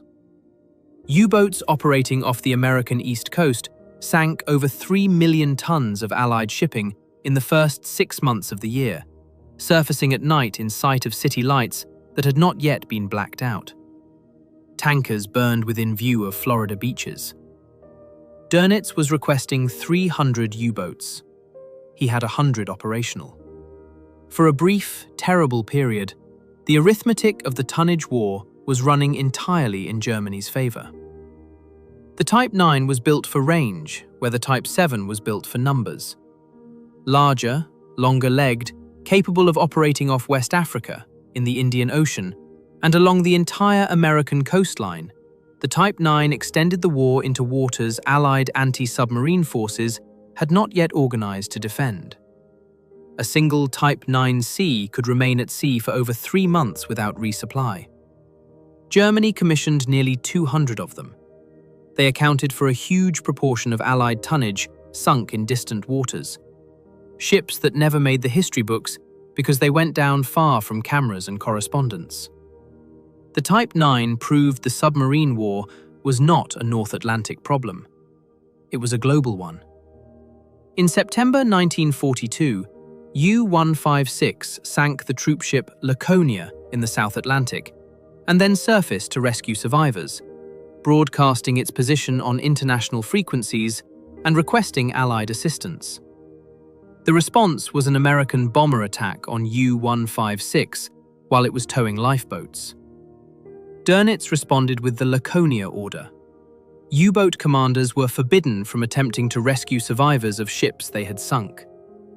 The order would later form part of the war crimes case against him at Nuremberg. The submarine war had arrived at a place where the logic of total commerce warfare and the obligations of maritime law had become irreconcilable.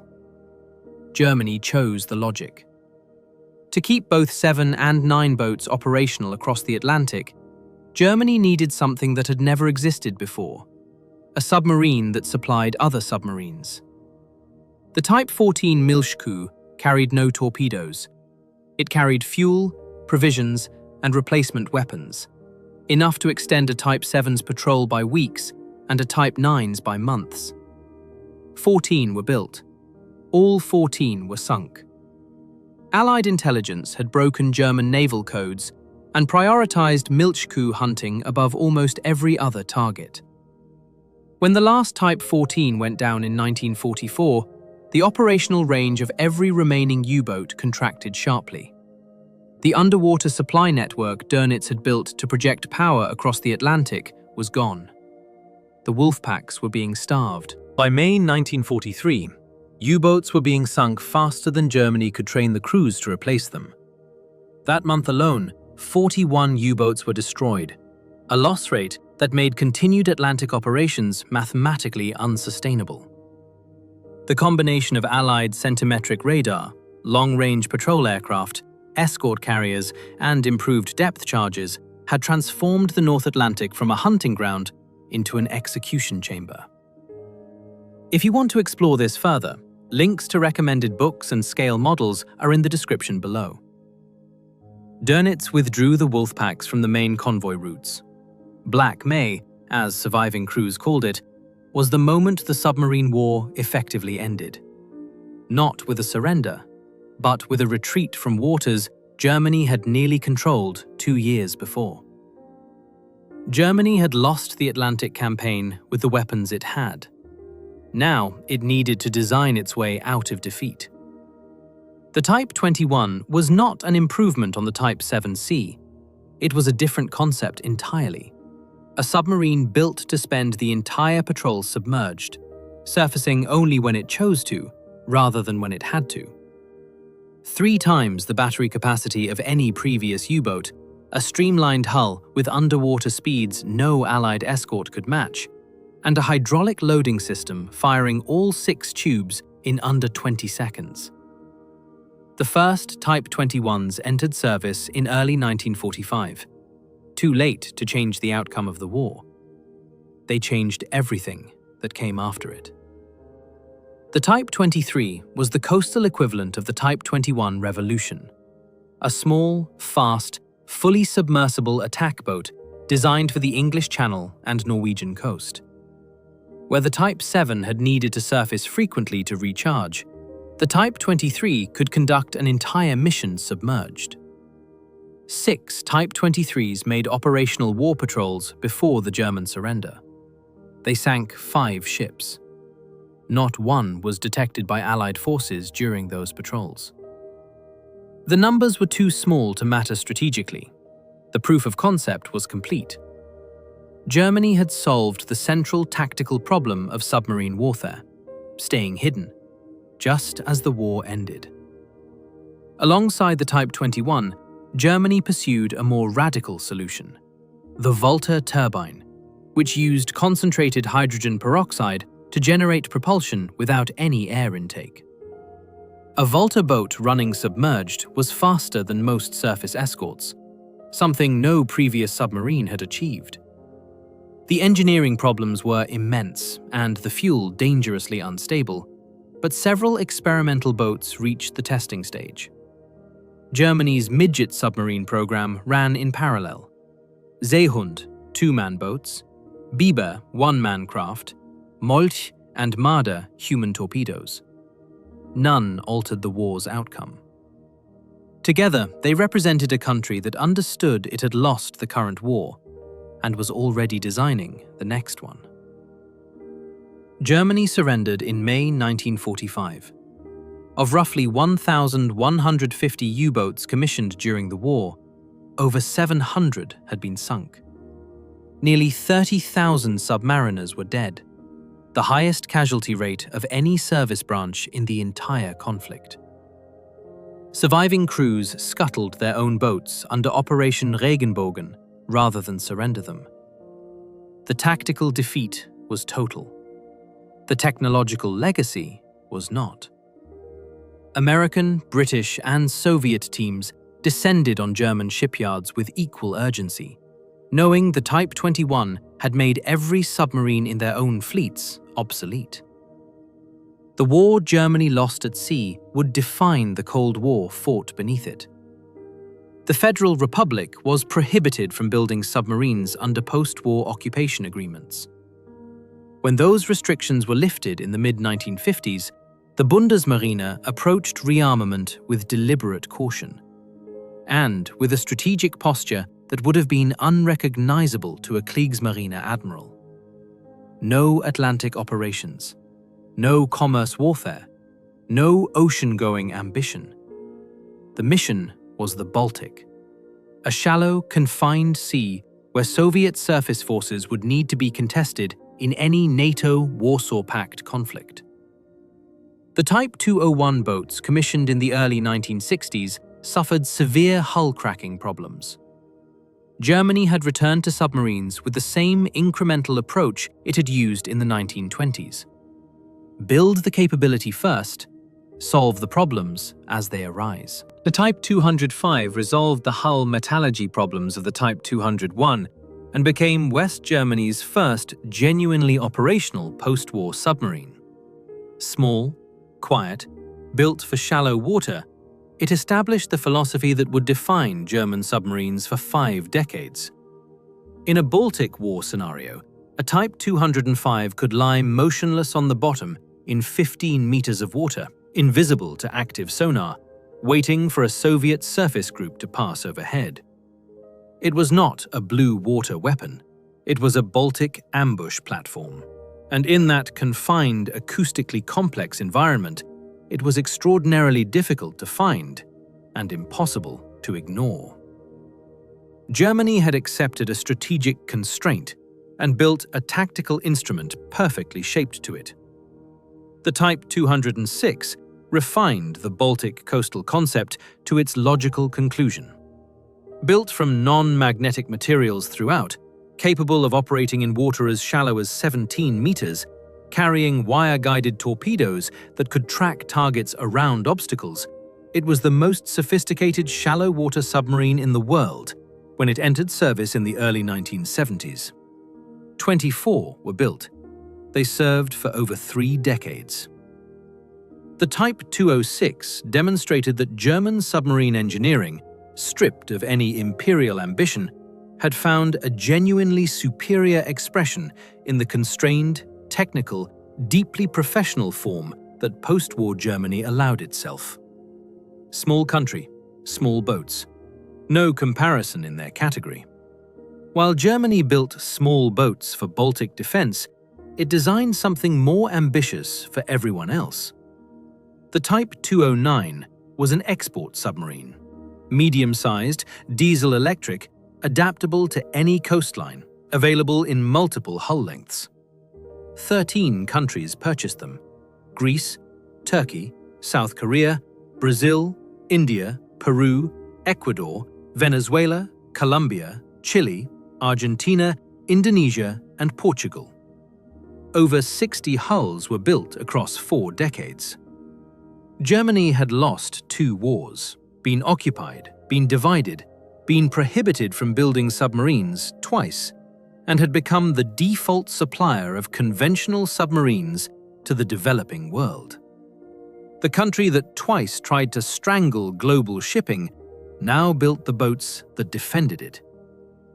The Type 214 extended the Type 209's global reach with air-independent propulsion, fuel cells, that allowed sustained submerged operations for weeks without snorkeling, without battery recharging, without the acoustic signature any conventional submarine produced when running its diesel.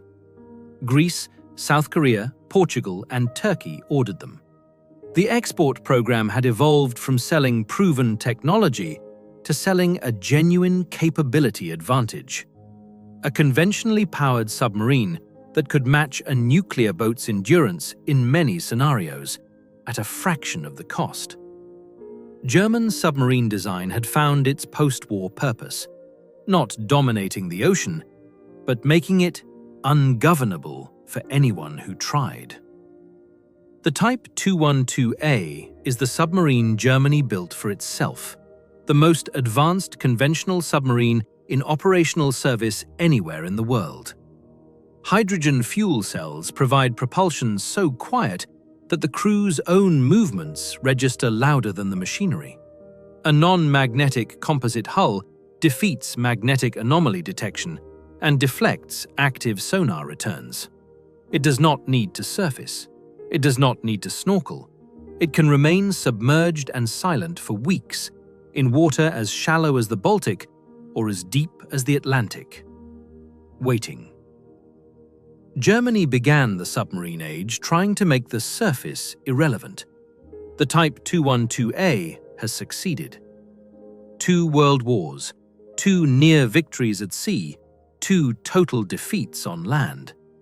Germany was prohibited from building submarines after 1918 and again after 1945, and rebuilt the capability both times before the ink on the treaties had fully dried.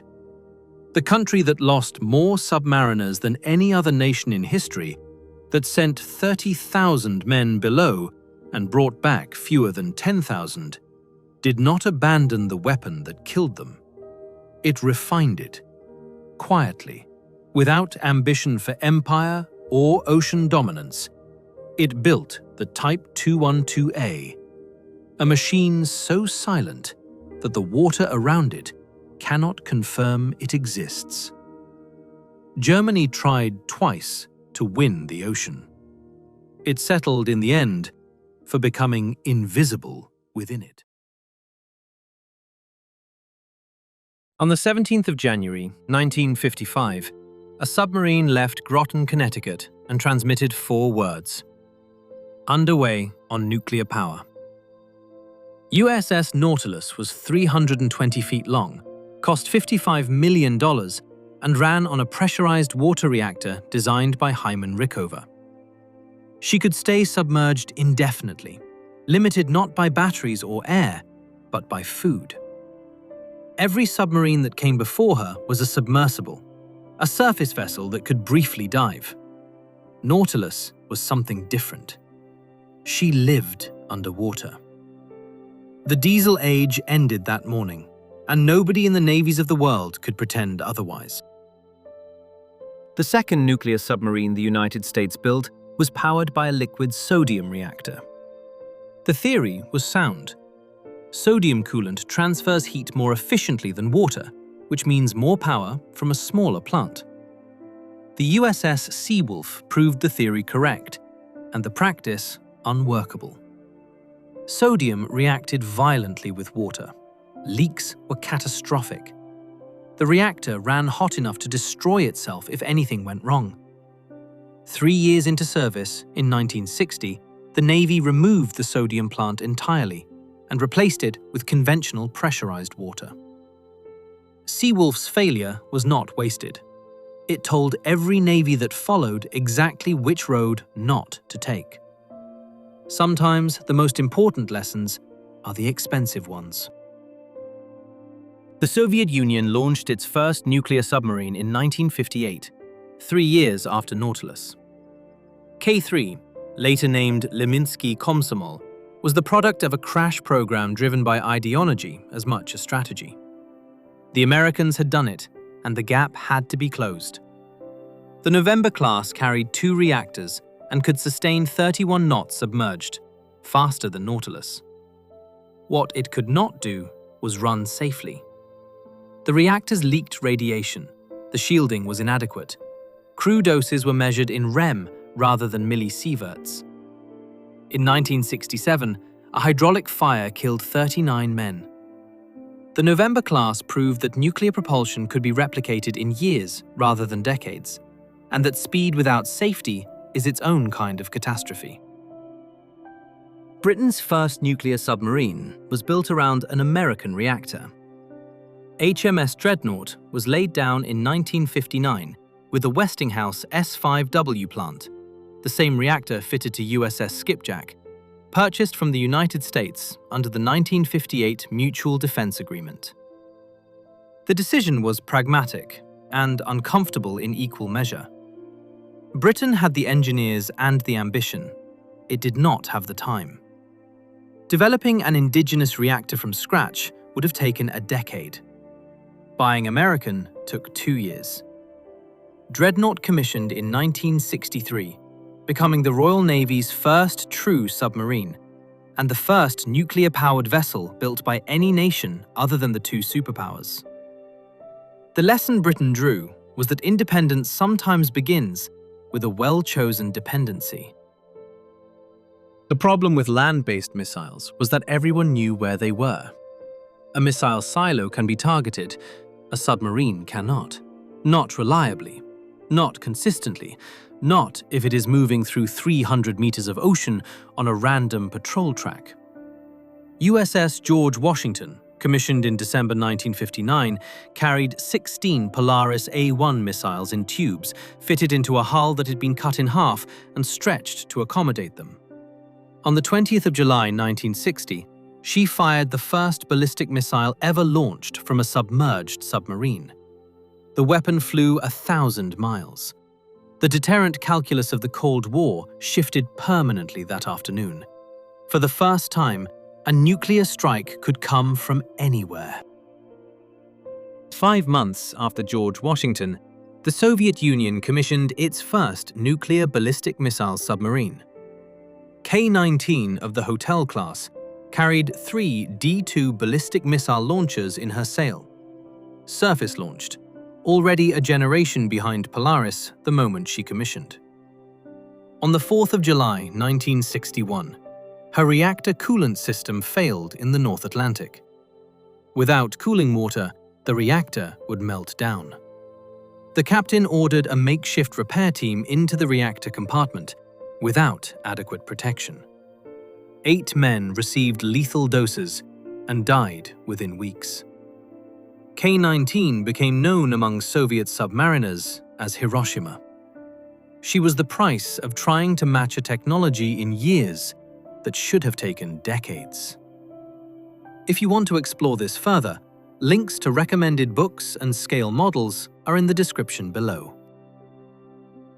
In December 1962, President Kennedy and Prime Minister Macmillan met in Nassau and agreed that Britain would receive Polaris missiles from the United States.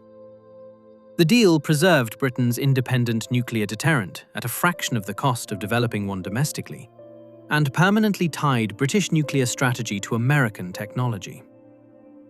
HMS Resolution, commissioned in 1967, was the first product of that arrangement, a British-designed and British-built submarine carrying American missiles. 4 Resolution-class boats maintained continuous deterrent patrols for the next 30 years. The Nassau Agreement was criticized as dependency. Its defenders called it the most cost-effective defense deal in British history. Both were right. France left NATO's Integrated Military Command in 1966 because Charles de Gaulle had concluded that no American president would risk New York to defend Paris. The force de frappe, France's independent nuclear deterrent, was the answer to that conclusion. Le Redoutable, commissioned in 1971, was its centerpiece. A submarine carrying 16 M1 ballistic missiles, designed and built entirely in France, operating entirely under French command. No Allied targeting, no Allied authorization. France was the only NATO member to develop its nuclear submarine capability without American assistance, and one of only 5 nations on Earth to do so at all. Whether de Gaulle was right about American presidents, the capability he built answered the question he refused to ask. By the early 1960s, the United States Navy had decided that nuclear submarines should hunt other submarines. Not surface ships, not targets on land, but the Soviet SSBNs that were beginning to appear under the world's oceans. The Permit class and the Sturgeon class that followed were built around that single mission: finding and killing Soviet SSBNs before they could fire. Quieter, deeper, equipped with sonar systems large enough to fill an entire bow compartment, speed was sacrificed for silence.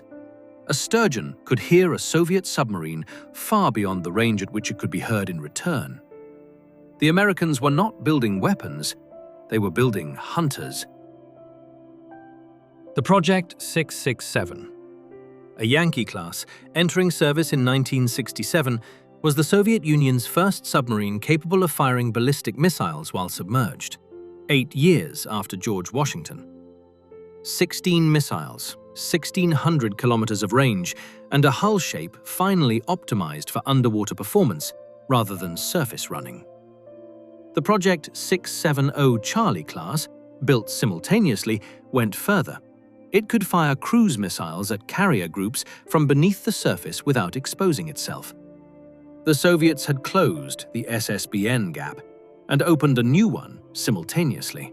They now had submarines designed specifically to sink the American carriers that the United States depended on to project power globally. The underwater war had acquired a new dimension. Soviet engineers concluded in the 1960s that the answer to American acoustic advantage was speed. A submarine fast enough to outrun any torpedo fired at it. Project 705, NATO designation Alpha, was the result. A submarine built from titanium, powered by a liquid metal reactor capable of 45 knots submerged. Nothing in any navy could catch it. The reactor used lead bismuth coolant, which had to be kept molten at all times, or it would solidify and destroy the plant. When an Alpha returned to port, shore-based heating systems kept the reactor warm. The Alpha class was decommissioned before the Soviet Union collapsed. The Alpha proved that 45 knots was achievable and unaffordable simultaneously. By the early 1970s, the Royal Navy's nuclear attack submarines were falling behind. Valiant and Churchill-class boats were capable but audible, detectable at ranges that made the acoustic advantage the Americans had built look unreachable. HMS Swiftsure, commissioned in 1973, addressed this through a fundamental redesign: a shorter, wider hull, a new reactor plant, and machinery mounted on rafts to isolate vibration from the pressure hull. The result was a submarine quiet enough to trail Soviet boats without being detected in return. 5 Swiftsures were built. They established that Britain could produce a genuinely competitive nuclear attack submarine without American help, a capability the country had been uncertain it possessed. France's original Redoutable-class submarines carried single-warhead missiles. By the 1980s, American and Soviet submarines were carrying multiple independently targetable warheads. One missile, many cities. A French deterrent that could be neutralized by a single preemptive strike was not a credible deterrent. L'Inflexible, commissioned in 1985, carried the M4 missile. 6 independently targeted warheads, 6,000 kilometers of range. For the first time, France's submarine force could not be neutralized by a single preemptive strike. An adversary would have to account for 6 separate warheads from every missile that survived. The submarine had not changed. The mathematics of deterrence had. And France had ensured it changed in its favor. Soviet ballistic missile submarines faced a fundamental problem.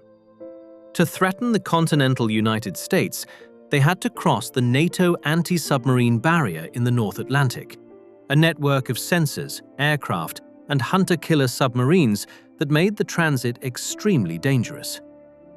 The Project 667B Delta class, entering service in 1972, eliminated the problem by eliminating the transit. The R-29 missile had a range of 7,000 kilometers. A Delta could patrol in the Barents Sea under Soviet air cover and still hold American targets at risk. They no longer had to leave home to threaten the United States. The transit through NATO's anti-submarine barrier became optional.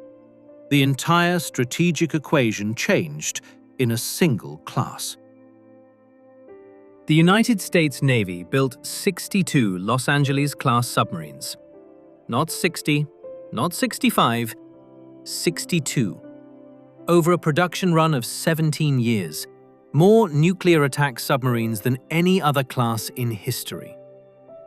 They were not the quietest submarines ever built, or the deepest, or the fastest. They were capable, reliable, and manufacturable at a pace that the Soviet Union could not match. The 688 class, as submariners called it, became the backbone of American undersea power precisely because of its numbers. Enough boats to be everywhere simultaneously, enough redundancy that losing one did not create a gap. Strategic dominance is sometimes a product of engineering excellence. Sometimes it is a product of industrial capacity. The aircraft carrier was the instrument through which the United States projected military power globally. 12 carrier battle groups, each centered on a ship that cost more than most nations' defense budgets.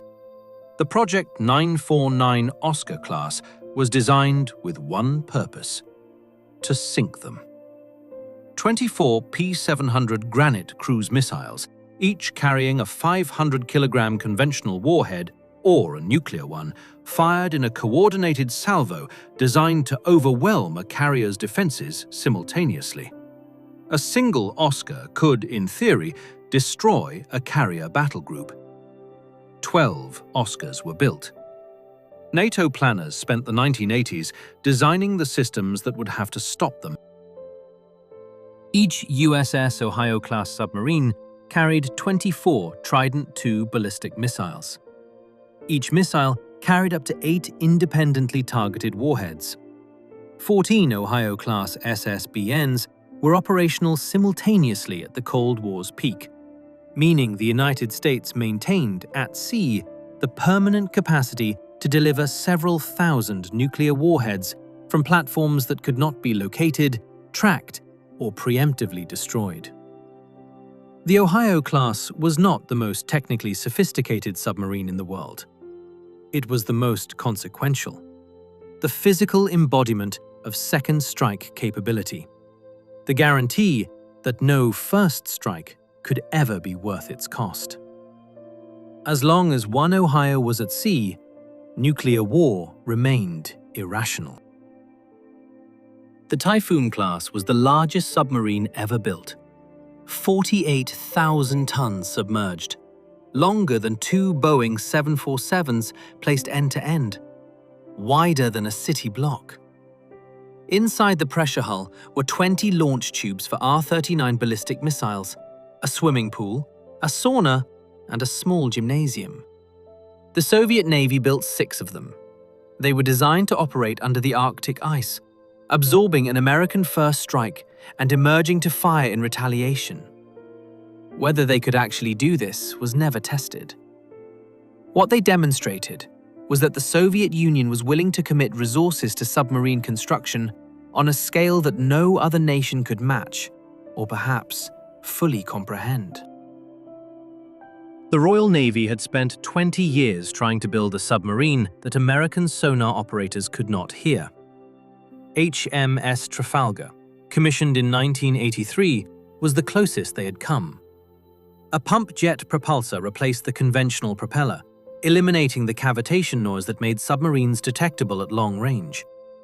Machinery was mounted on double isolation rafts.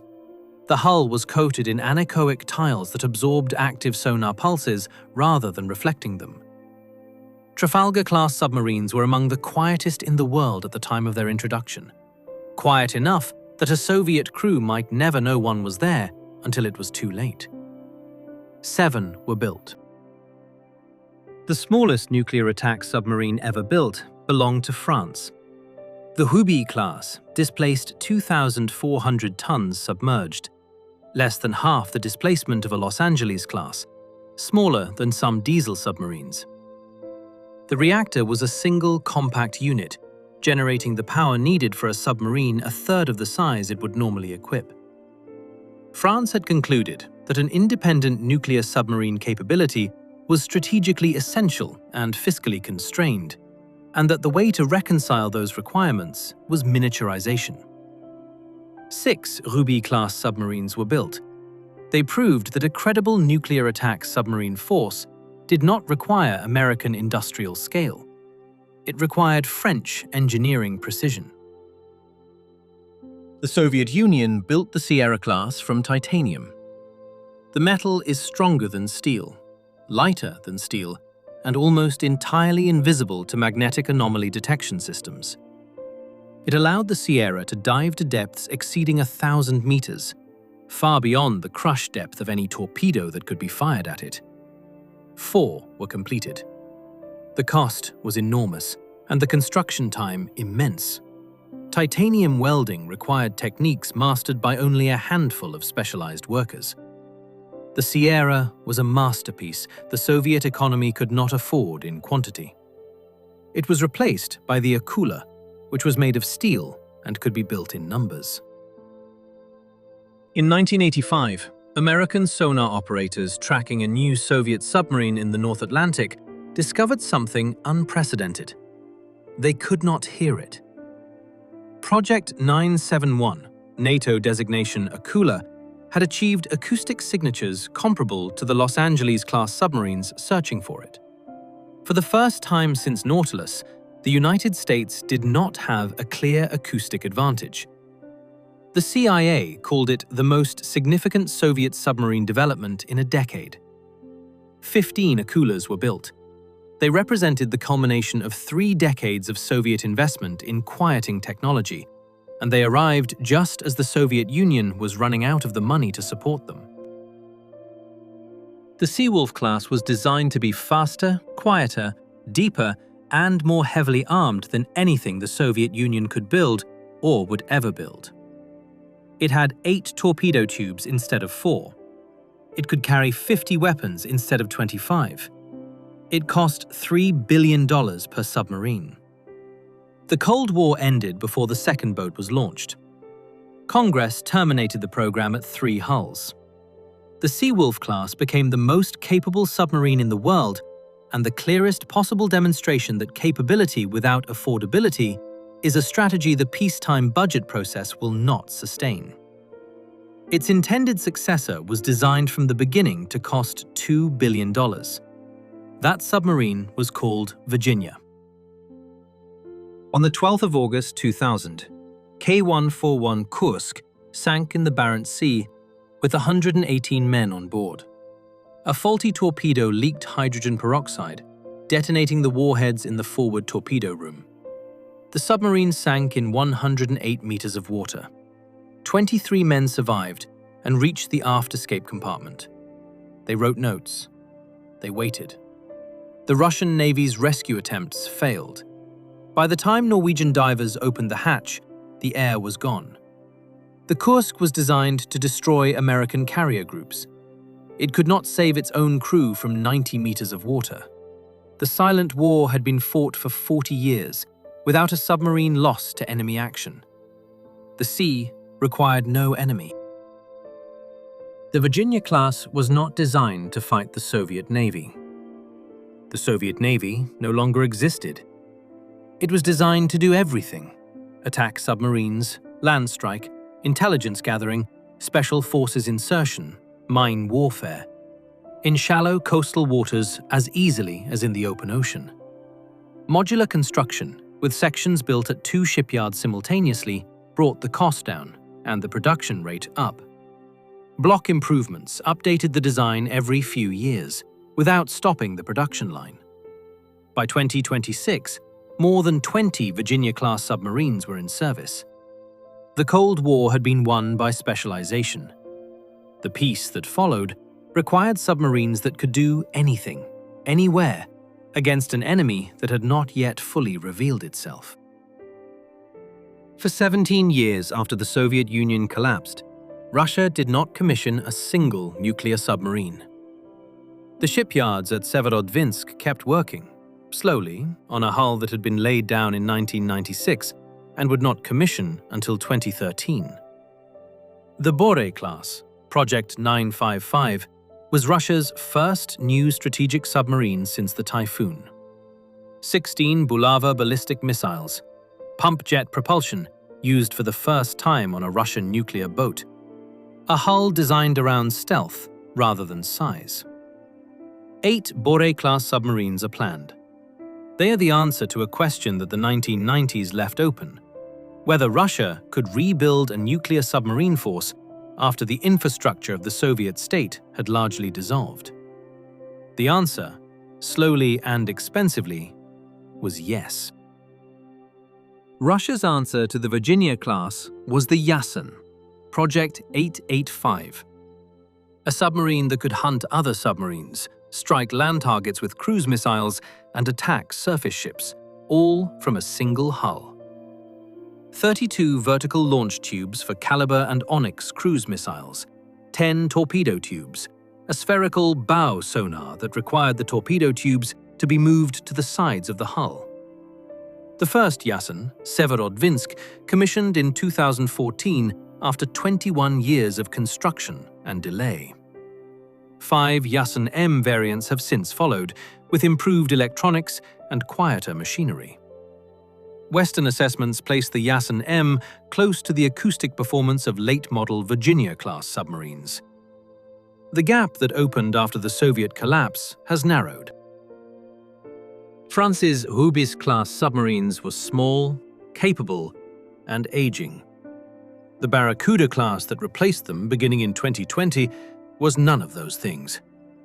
At 5,300 tons submerged, the Submarine, lead boat of the class, was twice the displacement of the Rubis, equipped with a pump jet propulsor and capable of firing both torpedoes and cruise missiles from the same tubes. France ordered 6. France remained the only nation to develop and maintain a complete nuclear submarine capability, SSNs and SSBNs both, entirely without Allied assistance, from reactor design through weapons integration. That independence has a price measured in decades and billions. France has consistently judged it worth paying.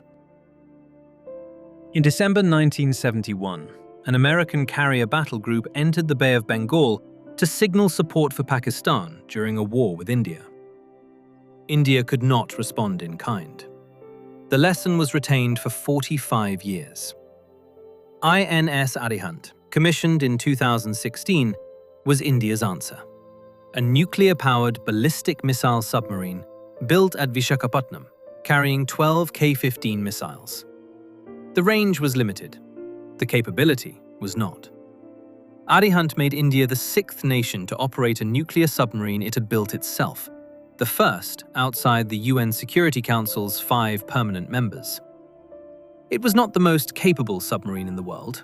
It was the minimum viable deterrent. And sometimes, that is exactly enough. The youngest Ohio-class missile submarine was commissioned in 1997. The Columbia-class, replacing it from 2031, carries the same Trident II missiles in a hull built around electric drive propulsion, quieter than anything that came before. 16 are planned, each designed to serve until 2080. While they are being built, China is deploying Jin-class submarines and constructing the Tang-class Type 096. Russia is expanding its Borei fleet. Britain and Australia are building SSNAUKUS. India is adding to its Arihant force. 2 navies, 70 years. Neither ever found the other. Now more are trying, and none of them intend to be found. In 1958, the Soviet Union deployed the Golf-class, Project 629, the world's first operational ballistic missile submarines. These 2,800-ton diesel-electric boats carried 3 R-13 missiles launched from the surface while at periscope depth. 23 Golfs were built between 1958 and 1962, serving primarily in the Pacific Fleet. While primitive compared to nuclear boats, they gave the USSR its first sea-based deterrent and provided crucial operational experience. One Golf, K-129, was lost in the Pacific in 1968 and partially recovered by the CIA in the classified Project Azorian operation. In 1960, the United States changed the course of nuclear strategy with the George Washington class, the world's first true nuclear-powered ballistic missile submarines. These 6,700-ton vessels, converted from attack submarines, carried 16 Polaris A-1 missiles and could strike targets thousands of miles away while remaining hidden beneath the waves. Their rapid development was a direct response to the Soviet missile threat, and their quiet patrols beneath the Atlantic and Pacific established the model for sea-based deterrence that would define the Cold War. The Soviet Union's Hotel I-class, Project 658, also launched in 1960, marked the USSR's entry into nuclear-powered sea-based deterrence. At 5,000 tons, these submarines carried 3 R-13 missiles in vertical launch tubes behind the sail. The hotels were noisy and limited in range, but they gave the Soviets their first nuclear second strike capability. Their rushed development reflected the urgency of the nuclear arms race, and their patrols in the Barents and Arctic seas were fraught with risk and technical challenge. The Ethan Allen class arrived in 1961, representing the first US submarines purpose-built for ballistic missiles. At 7,900 tons, these boats introduced the Polaris A-2, offering greater range and accuracy. Their design included enhanced quieting and survivability, making them harder to detect and more reliable on extended patrols. The Ethan Allens set a new standard for operational reach, and their presence on station extended the US Navy's nuclear umbrella across the globe. Hotel II class, Project 658M submarines, entered service in 1963 as a rapid upgrade, replacing the original missiles with the longer-range R-21, which could be launched while submerged. This improvement allowed the Soviets to keep pace with American advances, but the hotels remained vulnerable to detection and mechanical failure. Their patrols were a high-stakes gamble in the early years of undersea deterrence, and the lessons learned would shape all future Soviet designs. Lafayette-class submarines entered service in 1963, with 9 strict Lafayette-class boats built as part of the larger 41 for Freedom program that included 31 hulls total across related variants. Displacing 8,250 tons, they carried the Polaris A-3 and later Poseidon C-3 missiles, with improved launch systems and better crew accommodations for months-long patrols. The Lafayette's global presence ensured that American nuclear forces could survive any first strike, anchoring the doctrine of mutually assured destruction. The James Madison class, introduced in 1964, refined the Lafayette design with quieter machinery and advanced navigation. These 8,250-ton submarines carried Poseidon and later Trident I missiles, extending range and warhead capacity. The James Madisons patrolled the world's oceans, their silent presence a constant reminder of the stakes of nuclear conflict. Their upgrades kept them relevant until the arrival of the next generation.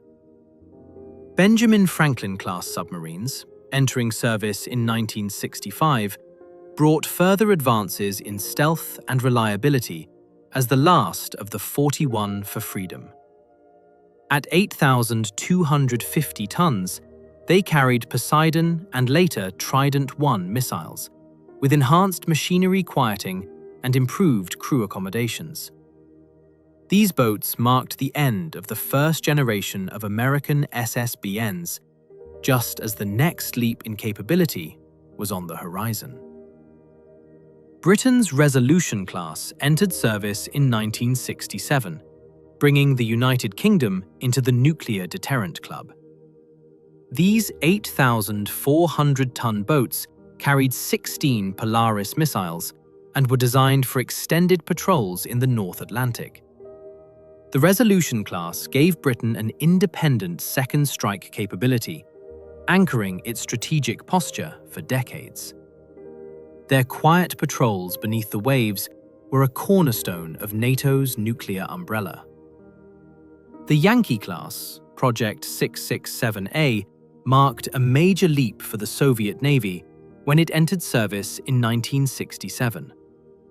At 9,300 tons submerged, these submarines carried 16 R-27 missiles and could patrol far from home waters. The Yankees became the backbone of the Soviet SSBN fleet, conducting hundreds of patrols in the Atlantic and Pacific. Their presence forced NATO to develop new anti-submarine tactics, escalating the underwater chess match. France's Redoutable class, launched in 1971, marked the nation's entry into the world of ballistic missile submarines. Displacing 8,000 tons and armed with 16 M1 missiles, these boats provided France with an independent nuclear deterrent. The Redoutable class was a product of national pride and strategic necessity, patrolling the Atlantic and Mediterranean for over 3 decades. Their design influenced all subsequent French SSBNs. Delta I class, Project 667B submarines, introduced in 1972, brought the R-29 missile and a larger hull at 10,500 tons surfaced and 13,500 tons submerged. With increased range, Deltas could strike the US from protected bastions near the Soviet coast, allowing for safer patrols under the Arctic ice. Their deployment marked a shift in Soviet doctrine, emphasizing survivability and second strike capability. The Delta's distinctive twin-hull design became a Cold War icon. Delta II class, Project 667BD, entered service in 1975 as a brief but important evolution, stretching the Delta hull to accommodate 4 additional missiles for a total of 16.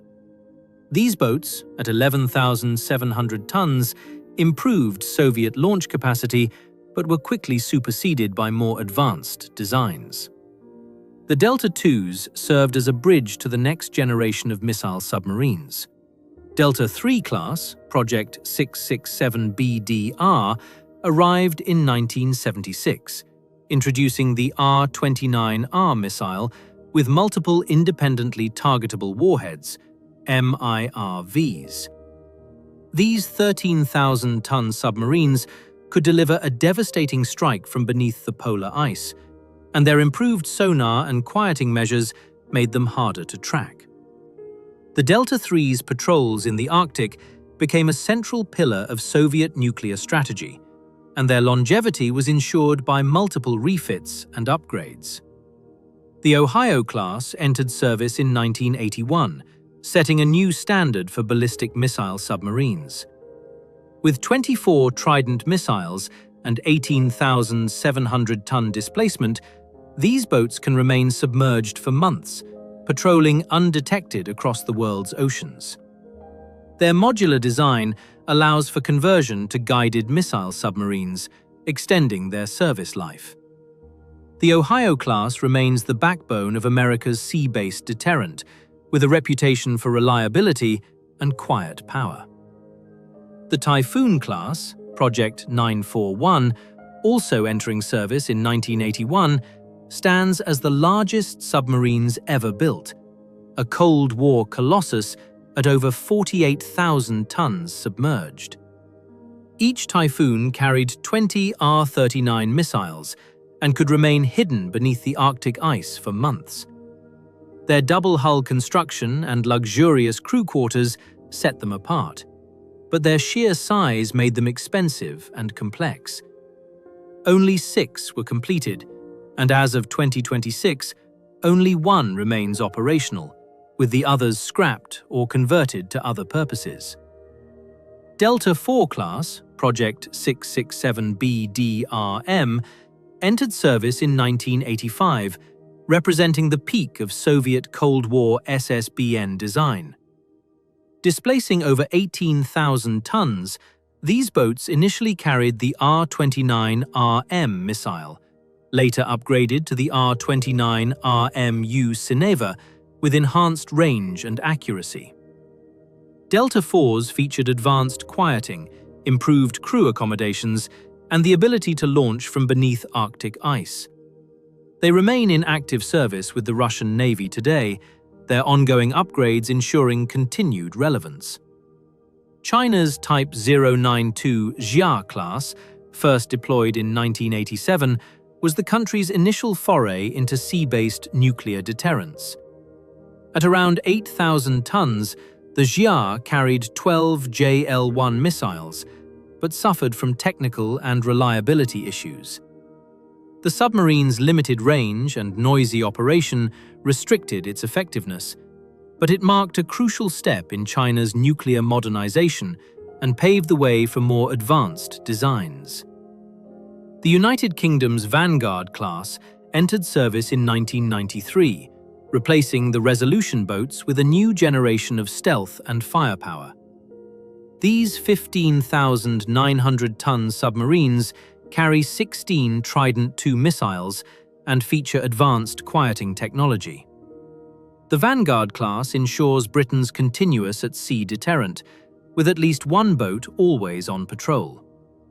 Their design reflects lessons learned from decades of Cold War experience. France's Triomphant class, launched in 1997, brought a leap in capability to the French deterrent.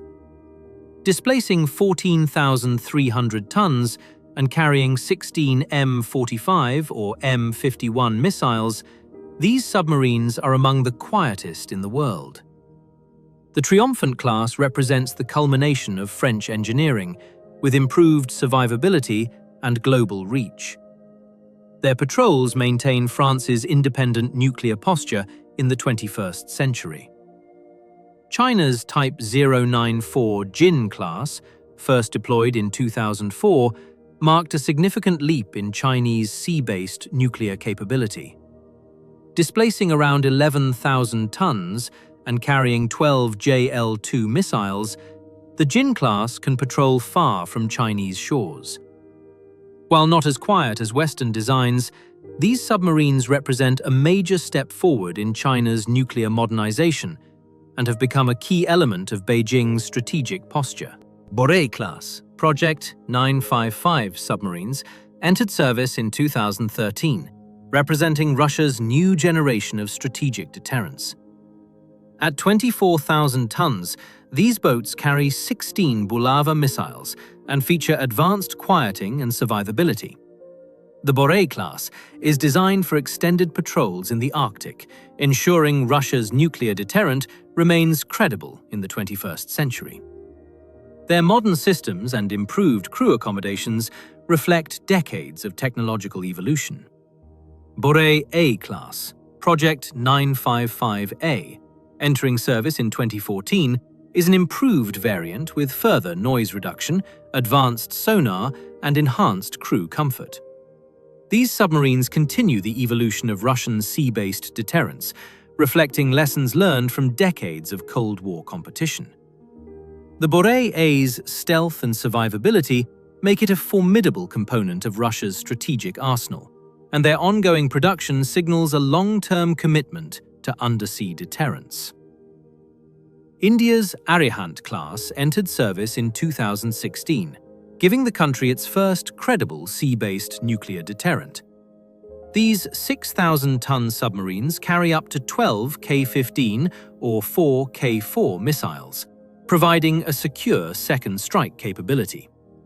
The Arihant class is a product of decades of indigenous development, reflecting India's strategic ambitions and regional security concerns.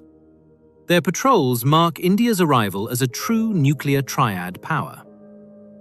North Korea's Sinpo-class submarine represents the most recent and controversial entry in the world of ballistic missile submarines. First observed around 2016 and displacing around 2,000 tons, the Sinpo is capable of launching at least one ballistic missile. Far less advanced than its global counterparts, the submarine's very existence has altered the strategic calculus in East Asia, demonstrating that sea-based deterrence has spread to even the most isolated nations. The Columbia class represents the future of American sea-based deterrence, with lead boat USS Columbia, SSBN 826, under construction since 2020. At 20,800 tons, these submarines will carry 16 Trident 2D5LE missiles with improved guidance and warheads.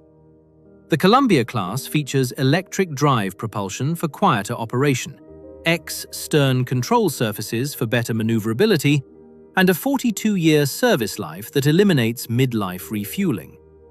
12 boats are planned to replace the Ohio class, with the first entering service around 2031. The United Kingdom's Dreadnought class, currently under construction, will replace the Vanguard class as the backbone of Britain's nuclear deterrent. These 17,200-ton submarines will carry Trident II missiles and feature the latest in quieting technology and automation. The Dreadnought class is expected to enter service in the 2030s, ensuring the UK's continuous at-sea deterrent for decades to come. China's Type 096, a new generation of ballistic missile submarine reportedly under development, is expected to be larger and quieter than the Jin class, with improved missile range and survivability. Details remain closely guarded, but intelligence assessments suggest a displacement exceeding 14,000 tons, with 16 to 24 JL-3 missiles.